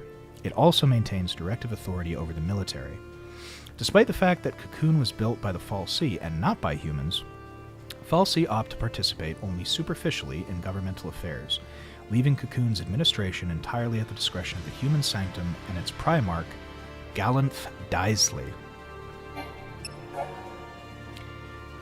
To the millions who call Cocoon home, the lower world of Pulse represents a constant source of fear. Suspected association with Pulse means stigmatization as an enemy of the state and all mankind, even for born and raised citizens of Cocoon. The recent discovery of a fal'Cie from Pulse near the city of Bodom caused widespread civil unrest. After placing the city's entire population under quarantine due to the possibility of contamination, the Sanctum then announced its intent to forcibly relocate the affected to Pulse in an emergency measure dubbed by authorities as the Purge. SciComm. The Sanctum military is composed of two main branches, the Guardian Corps, responsible for maintaining security in various jurisdictions throughout Cocoon, and PSICOM, Public Security and Intelligence Command. Excuse me. PSICOM is an elite special operations unit charged with protecting Cocoon from Pulsian incursion. In contrast to the lightly armed Guardian Corps, PSICOM employs an array of advanced heavy weaponry and cruiser-class airships. As PSICOM bears responsibility for any and all threats of Pulse origin, it was PSICOM who conducted the Purge. Bioweapons, so these are the monsters. The Sanctum has developed a vast arsenal of weaponry to defend against the constant threat of Pulse, and these living weapons are one of the many fruits its research has borne. Ordinary Cocoon wildlife transformed into efficient killing machinery through selective breeding, intense training, and physical augmentation. I feel like the physical augmentation is probably doing the bulk of that. Bioweapons retain all the raw power and feral fury of their natural counterparts while obeying the commands of their handlers with unwavering loyalty. Alright, this is that thing, AMP technology, that thing that Lightning has been using. Antimatter Manipulation Principle, AMP, forms the foundation for a variety of technological wonders, enabling phenomena ranging from phase-space interference to the manipulation of gravitational force. Humans ordinarily lack the means to wield magic, but through the use of mana drives, another product of the principle, it is possible to synthesize its effects. Okay, so if I have to compare it to something, I would call it like, I was going to say materia, but I think it's closer to the implants from Mass Effect, like these psychic implants that can channel magic, right? Or we see on Lightning's fingertips, like she has these two little things that she can snap to activate it. And Nora. The paramilitary organization known as Nora is a group composed of like-minded youths, assembled by Snow and self-funded by the operation of a seaside cafe in Bodom. I didn't remember that. Functioning as a neighborhood watch of sorts, Nora members patrol the vicinity of Bodom for trouble. Most often, trouble consists of encroachment by dangerous forms of wildlife. Nora had never openly acted out against the Sanctum prior to the Purge, and because of this, the military had been content to turn a blind eye to the group's activities. It's pretty funny. Yeah, no problem, Yayoi. Enjoy. I'm happy to just talk at everybody. It's nice to just have people watching as I engage in light torture by re-engaging with this game. Okay, so as I'm getting rid of these exclamation marks, let's kind of do a debrief of what we just read, okay? So you have these two worlds, Cocoon and Pulse. Cocoon is where everybody lives. Pulse has a bunch of monsters on it. Hundreds of years ago, Pulse attacked Cocoon, causing the shell to break, which is what we saw in that picture. It seems in that moment, there was also a fal'Cie, which are these godlike entities that exist on both Pulse and Cocoon, that infiltrated Cocoon and just kind of stayed dormant for a really long time in the city of Bodom. When it woke up, it infected all of the people of Bodom, or so the government says, with some kind of contaminant that necessitates them being purged. They were told that the purge meant you're just going to be sent to Pulse, but it seems like that doesn't happen often or at all, and it wasn't even their intent. They were literally just going to massacre all of them. So that's where we are. That's the world we're living in. A pretty sad, pretty gross world. And Snow is part of Nora, a group of neighborhood watchmen who doesn't like what he's seeing. We saw somebody's mother get in trouble. She died protecting Snow. And then we have Lightning and Saz who are on the train together. Lightning is some kind of ex-soldier. We're not sure who she fought with, either PSICOM or Guardian Corps, the two divisions of the military. And Saz is here for, as of yet, unknown reasons.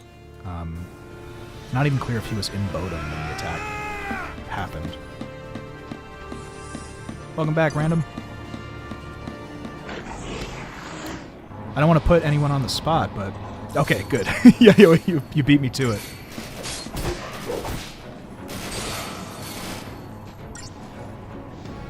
I love this little film club in the chat. This is my favorite thing in the world.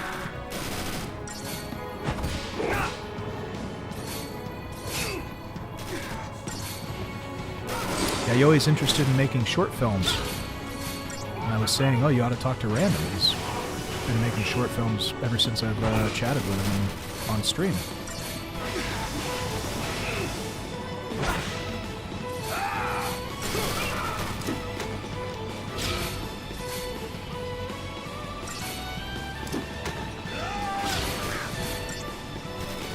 think you are, yeah.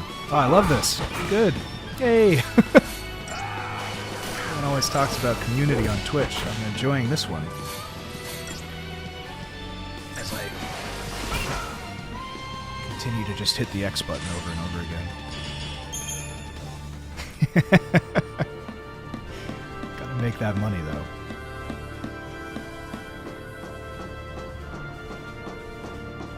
Yo, don't go rushing in on your own.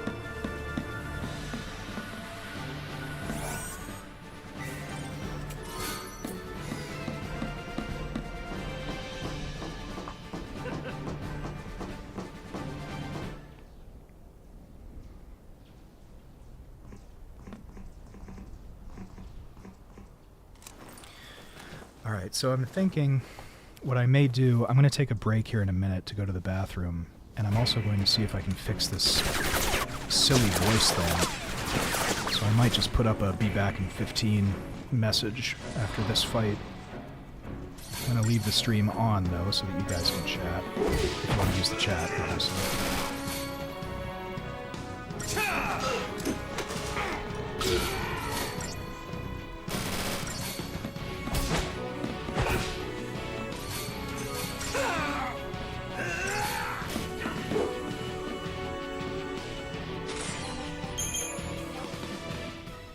Alright. I am going to be a showman, though, and find some music.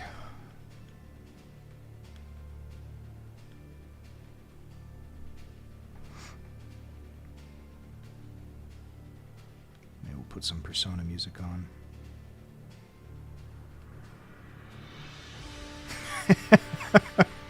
Your first rule of filmmaking is stay away from the dinosaur costume. Probably pretty good advice.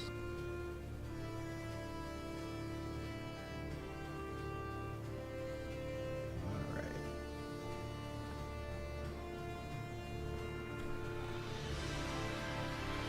Let me see here.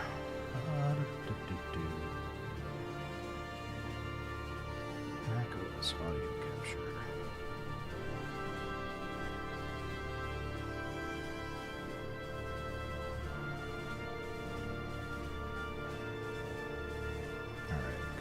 That. Good. That's muted. Put on some Persona music for everybody to groove to.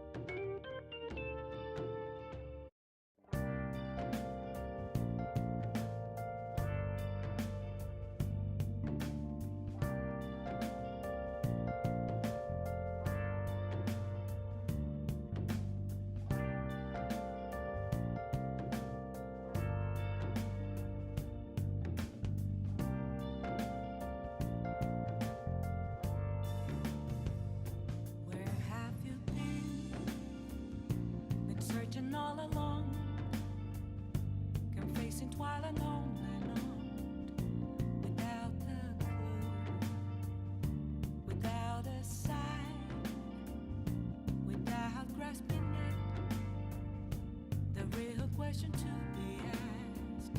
Where have I been?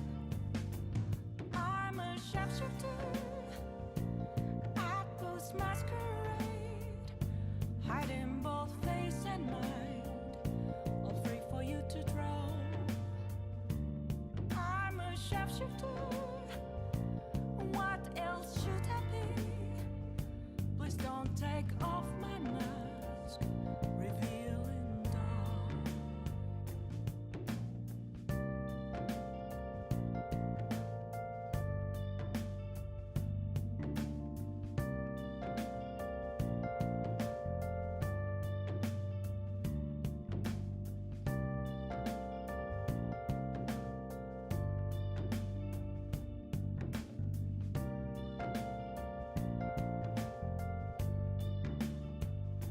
Moments of calm, nothing left to be found. A mirror right in front of me, that's where I found an empty glass, reflecting that's a truth. It's telling words not to be told. I need that mask. I'm a sharpshooter at Post Masquerade, hiding both face and mind, all free for you to draw. I'm a sharpshooter, chained down to my core. Please don't take off my mask, my place to hide.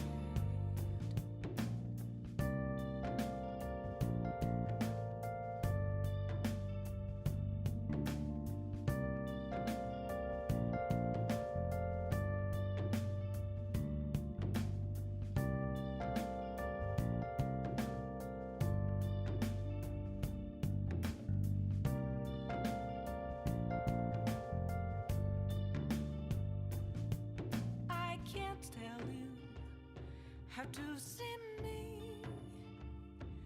Just a cage of bones. There's nothing inside. Will it unleash me, burning down the walls? Is there a way for me to break? I'm a sharpshooter at Post Masquerade, hiding both face and mind, all free for you to draw. I'm a sharpshooter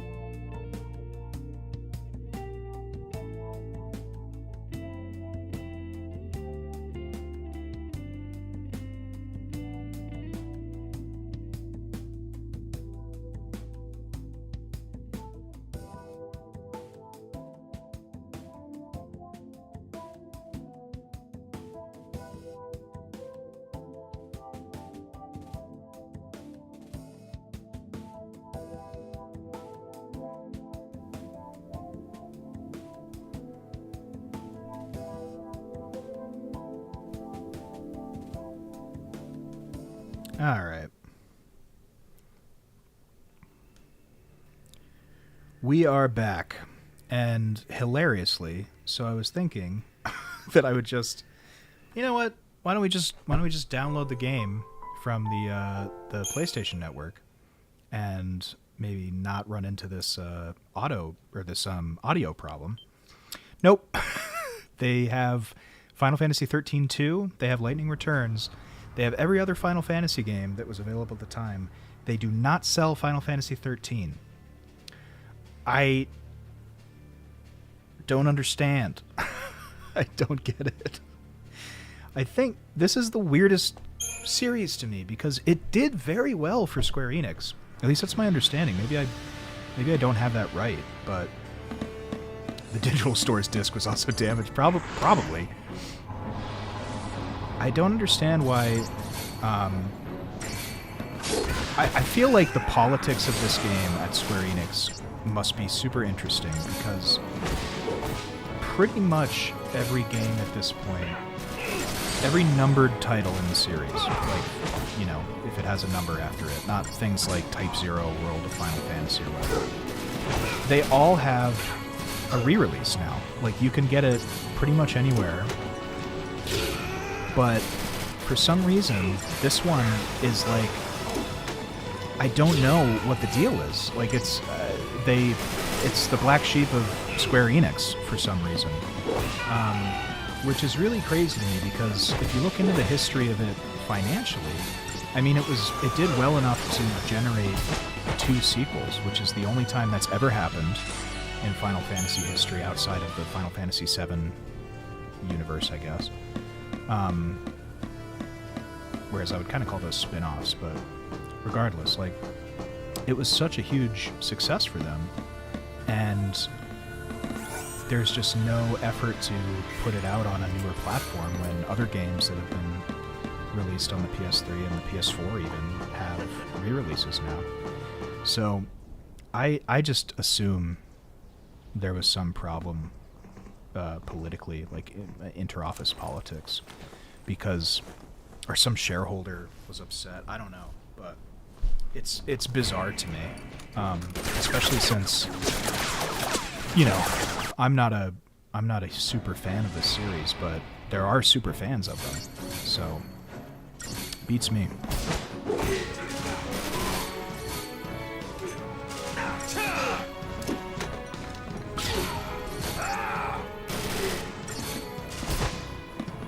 Have to backtrack a little bit because I had to close the game to check on the PSN. No luck, I'm afraid.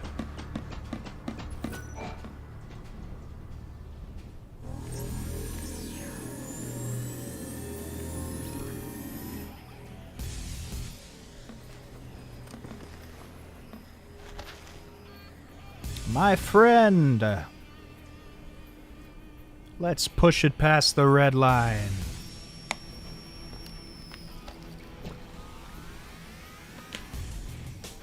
If you don't know who you've got to save, you just protect them all, right?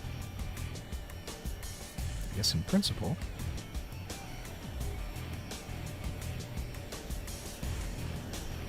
Got plenty of time for thinking on the way. Hero.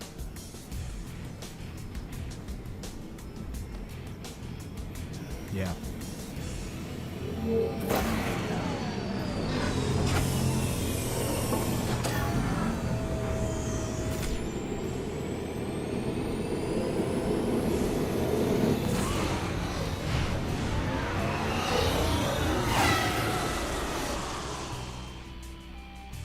Alright, well, I figure I'm going to do some tinkering after stream, but until then, I'll just read the important lines or things that pique my interest.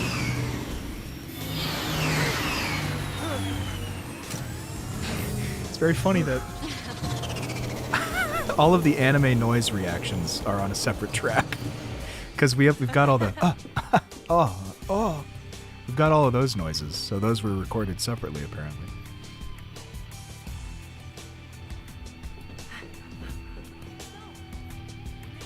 Hey. Hey.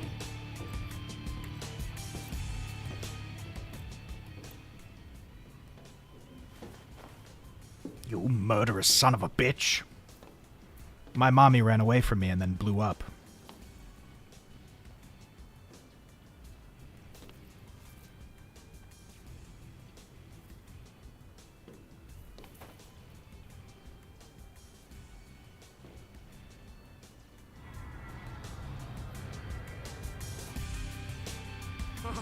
You have no idea what it was like.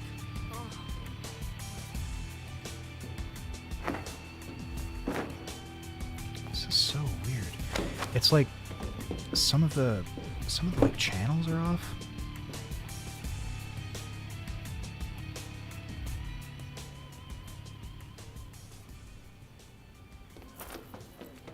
Okay, so I just switched it to mono, but that's how I had it at the beginning and it didn't work either.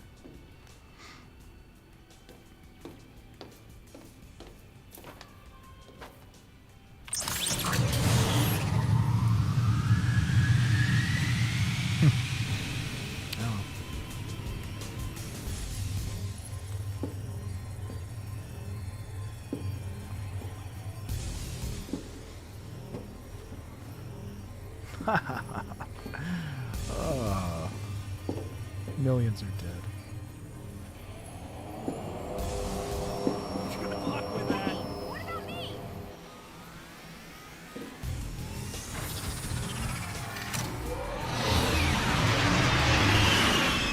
You blew it, Hope. You blew your chance to tell him that he killed your mom. You blew it. You blew it, kid. You blew it.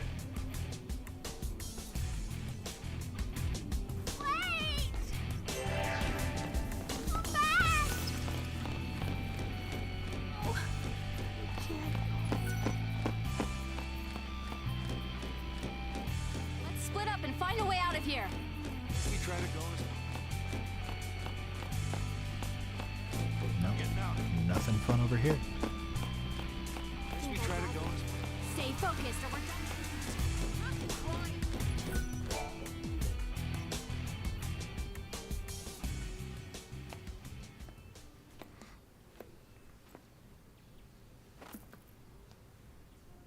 Yeah. How you going? Right. Yeah. No. You got heaps regret. Struth. I think my dub is better.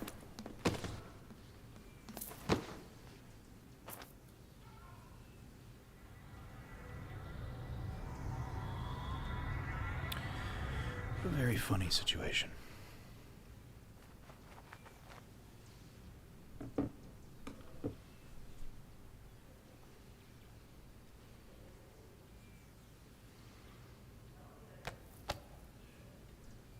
What are you two doing? What is happening? Alright, that's the last time I'm gonna say anything. The audio channels are weird. I have no idea how this happened. How this disc like degraded weirdly. You know, it's from the UK, so maybe that's it. Because the box, I got the collector's edition, and the box says Peggy 16, which is your weird European UK rating system.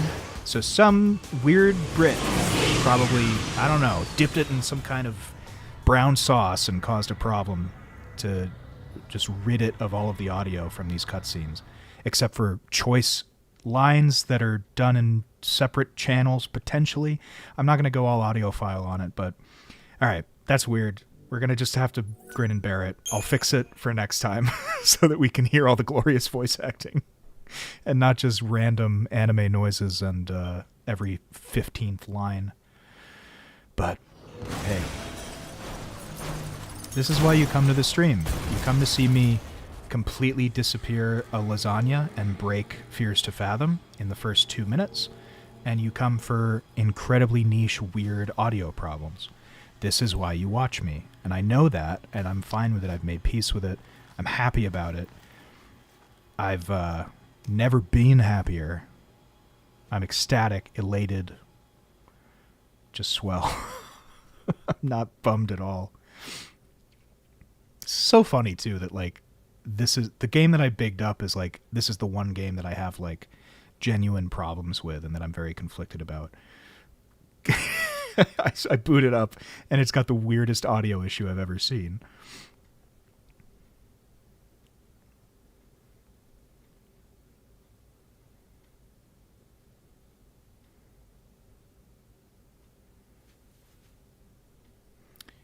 Vanille.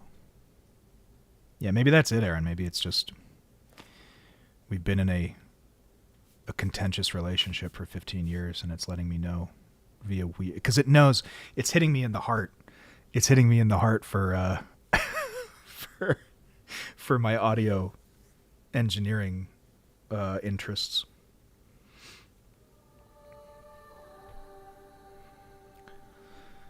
All right.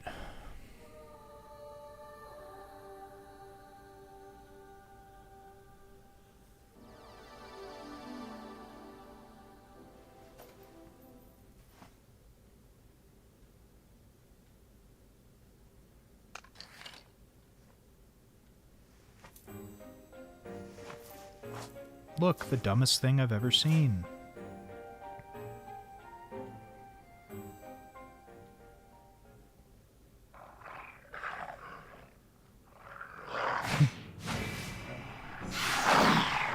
This guy was just hanging out.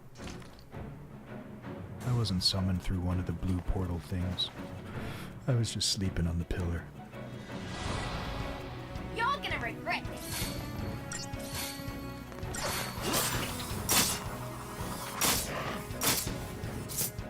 What is this weapon? It's like a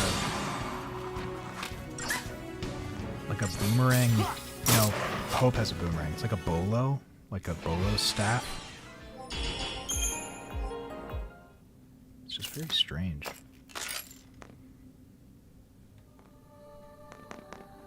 I'm all for weird weapons, but I like to understand conceptually what they are.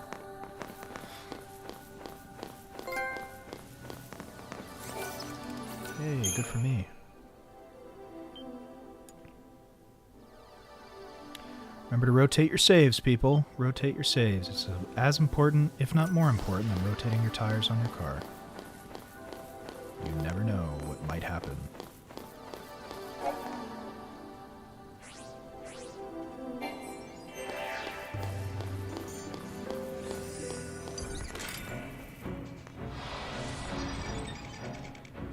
No daydreaming now. Good.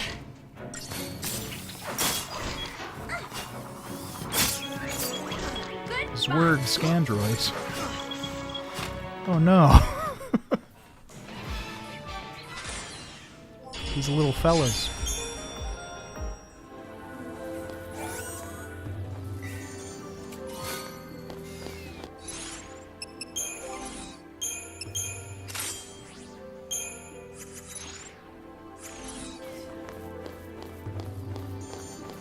Where is he?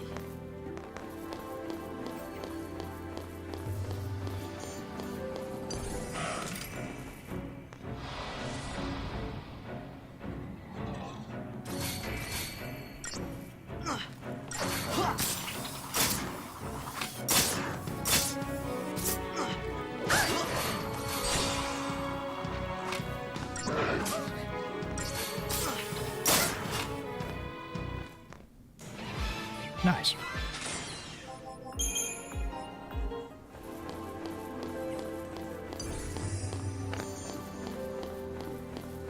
I guess it actually doesn't matter if I fight these things or not, because I don't think I have any access to it. They don't give... You don't get money from fights. It's like Final Fantasy VIII.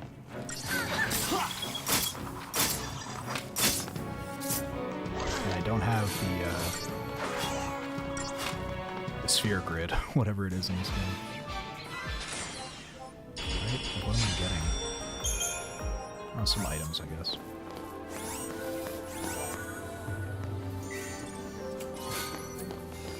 Probably not super worth it to go after everything, though, at this point in the game. Unless there's treasure.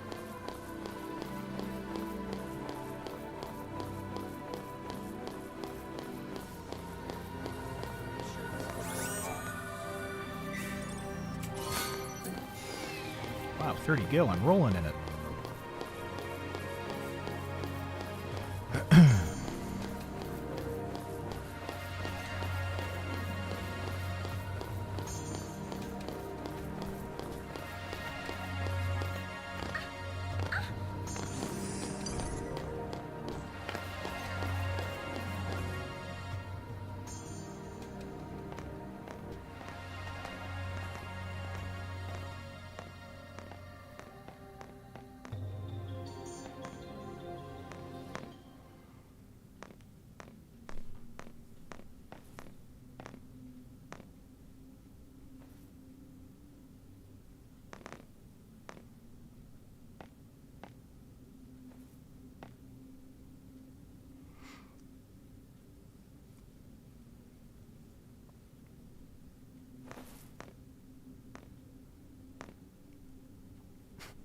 Shut up. You shut up right now. Just shut up. Shut up.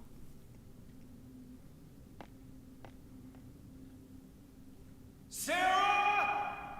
Can you hear me? Where are you?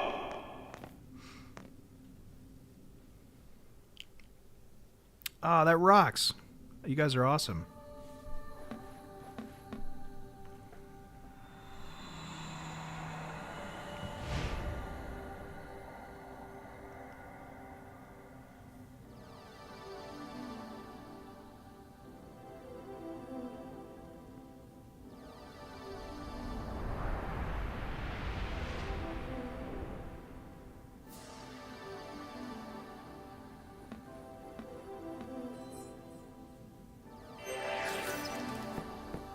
House of Stairs.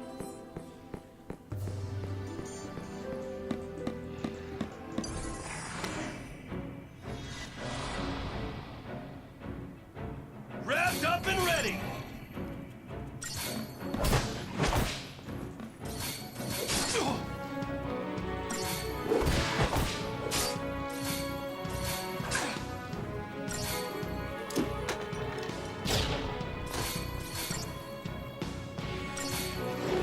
You see that?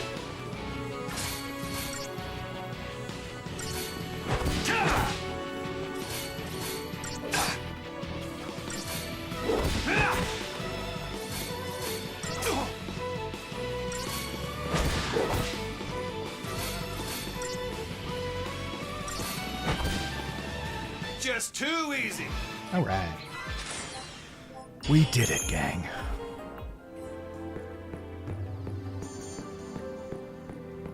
Nothing.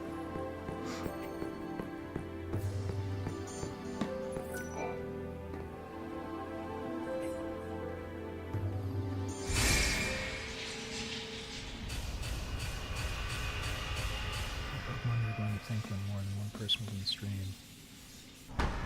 Yeah, no, I think I've been thinking a lot about it. I definitely want to get some going. I think the next step is I'm going to see about getting a Discord up, because in the past I've been pretty slow going with Discord, but I know from what Aaron was saying with A Terrible Fate that he's got some good convos going on in his. So I think I want to get that going, and then I think we can get mods going from there too, because yeah, I definitely want the regulars in stream to be part of that for sure if they're up for it. So I'll definitely come up with something for the selection process, although I don't think I'll be that crazy about it. But yeah, I'm psyched. I mean, thank you for pointing that out. I'm pretty happy to have people coming in, and it's nice to kind of do some different stuff and just kind of explore things I like and see how people like that, which is good. So I'm all for it.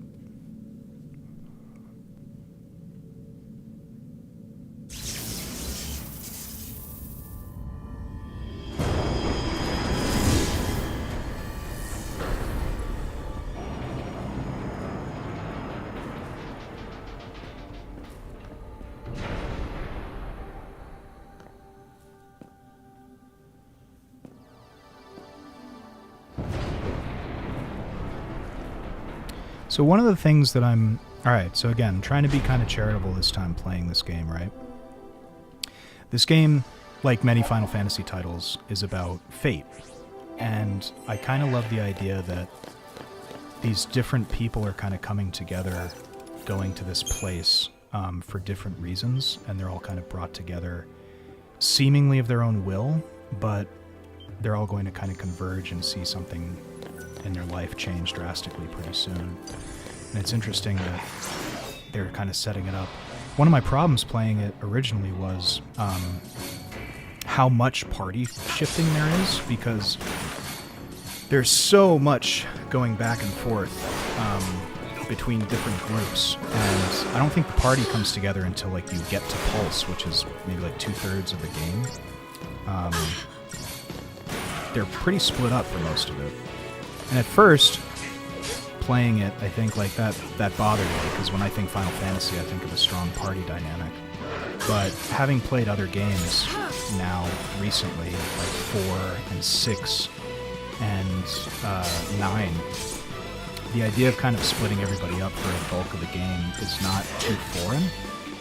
And I like the idea that it's being used in a way here to kind of convey that these people are linked together, which we see time and time again throughout the series.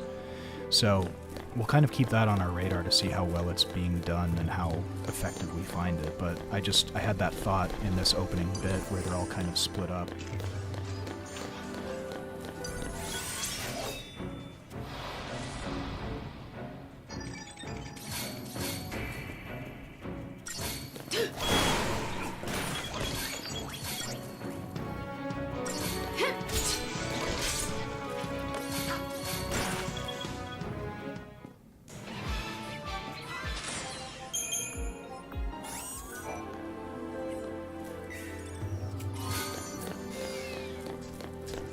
Think some kind of first recon team.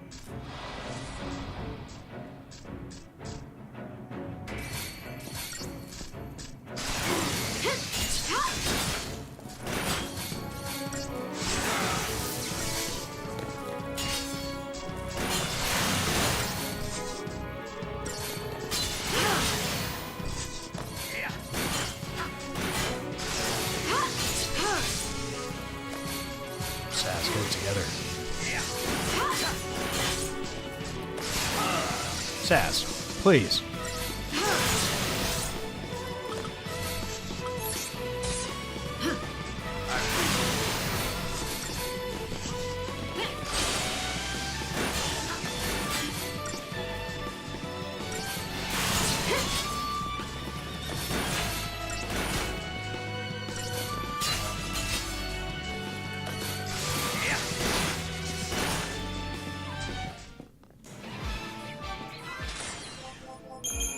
Nice, dude. Real nice.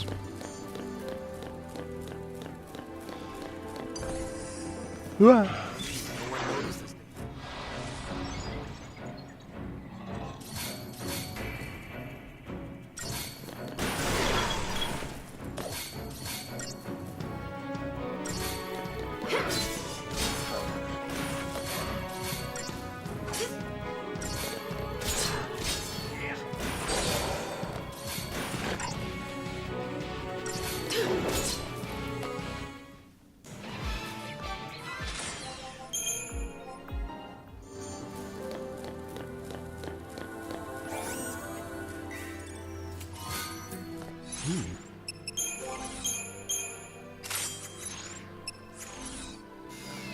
A new sword.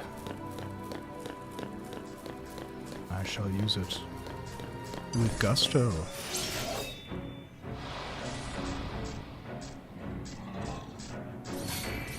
Alright, Saz, keep it together this time, would you? Saz! You're not even drawing any... How are you drawing any aggro from this? Stop it! Leave him alone! Jeez.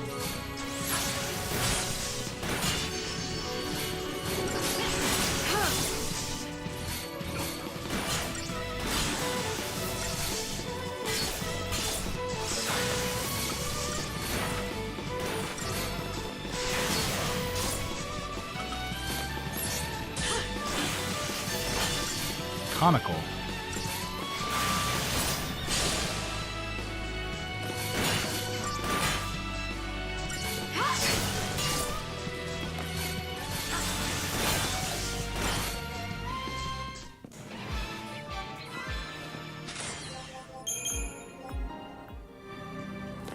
All right.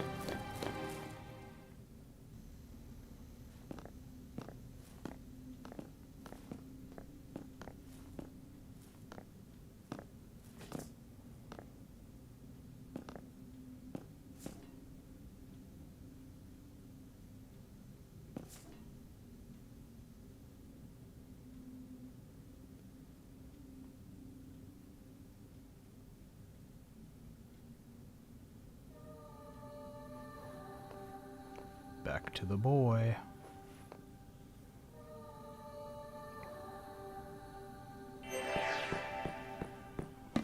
House of Stairs. Can I avoid? There we go. Oh. Whoops. No, I can't.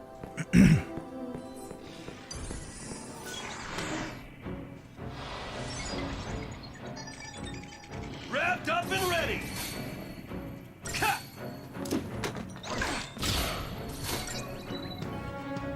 Ta! Ha!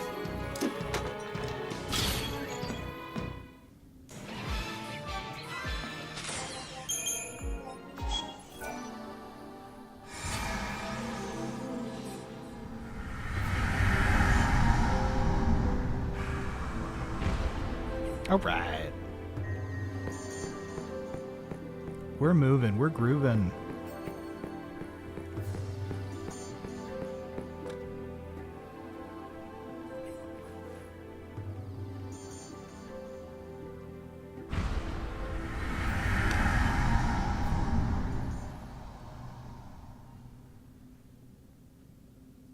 Hang on, baby. Your hero's on the way. It will never not be funny to me. I don't know what to tell you.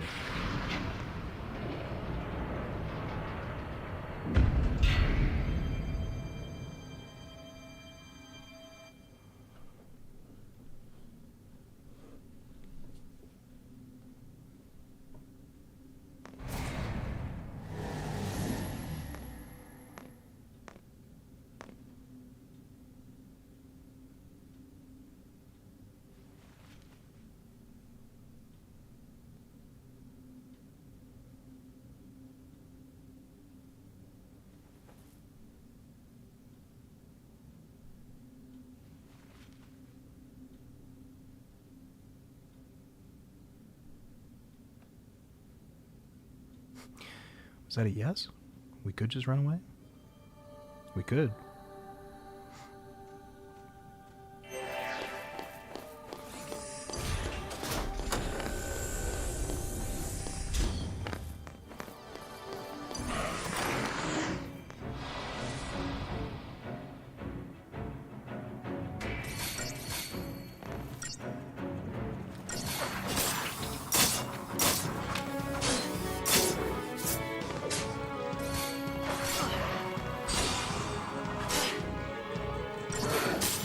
And done.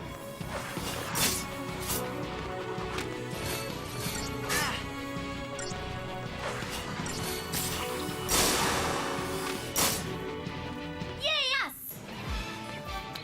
Yay, us indeed.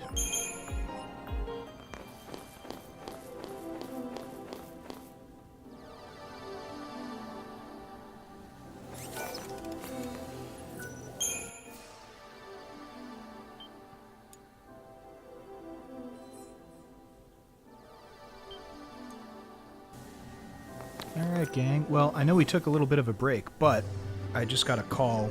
I'm going to have to take off here. But I'm planning to come back later tonight, so I think I'm going to see if I can play around with the audio. I just had a thought. It might be the HDMI splitter still, but I'm going to fiddle around with it. But thank you all for watching. Fun as always. I'm kind of psyched to be doing the dual streaming thing. So stick around for later. You'll get my alert when I'm back on, and I'll see you when I'm playing something else. But I will say, I don't know that my opinion has changed too much so far, but I want to see more of what it has to offer. I feel like I'm maybe I don't know. I think originally my frustration with it was I don't like that so much of the information that I would say is like necessary to the story is in data logs and not told to you. But having played other games recently where you're a fish out of water, like Tidus and Final Fantasy X, or even like, I mean, every other game really has a character that doesn't know what's going on, so it's explained to them through other characters and their understanding of the world. So I'll say this, it's interesting that we don't really have that point of view character in this, and I think that's something that we should pay attention to. Like, why is that the case, right? Everybody seems to know what's going on more than we do. That's interesting. It's frustrating, but it's interesting. So we'll keep that in mind, but for now, I'm going to sign off. Everybody, I will talk to you in a little bit. See you later.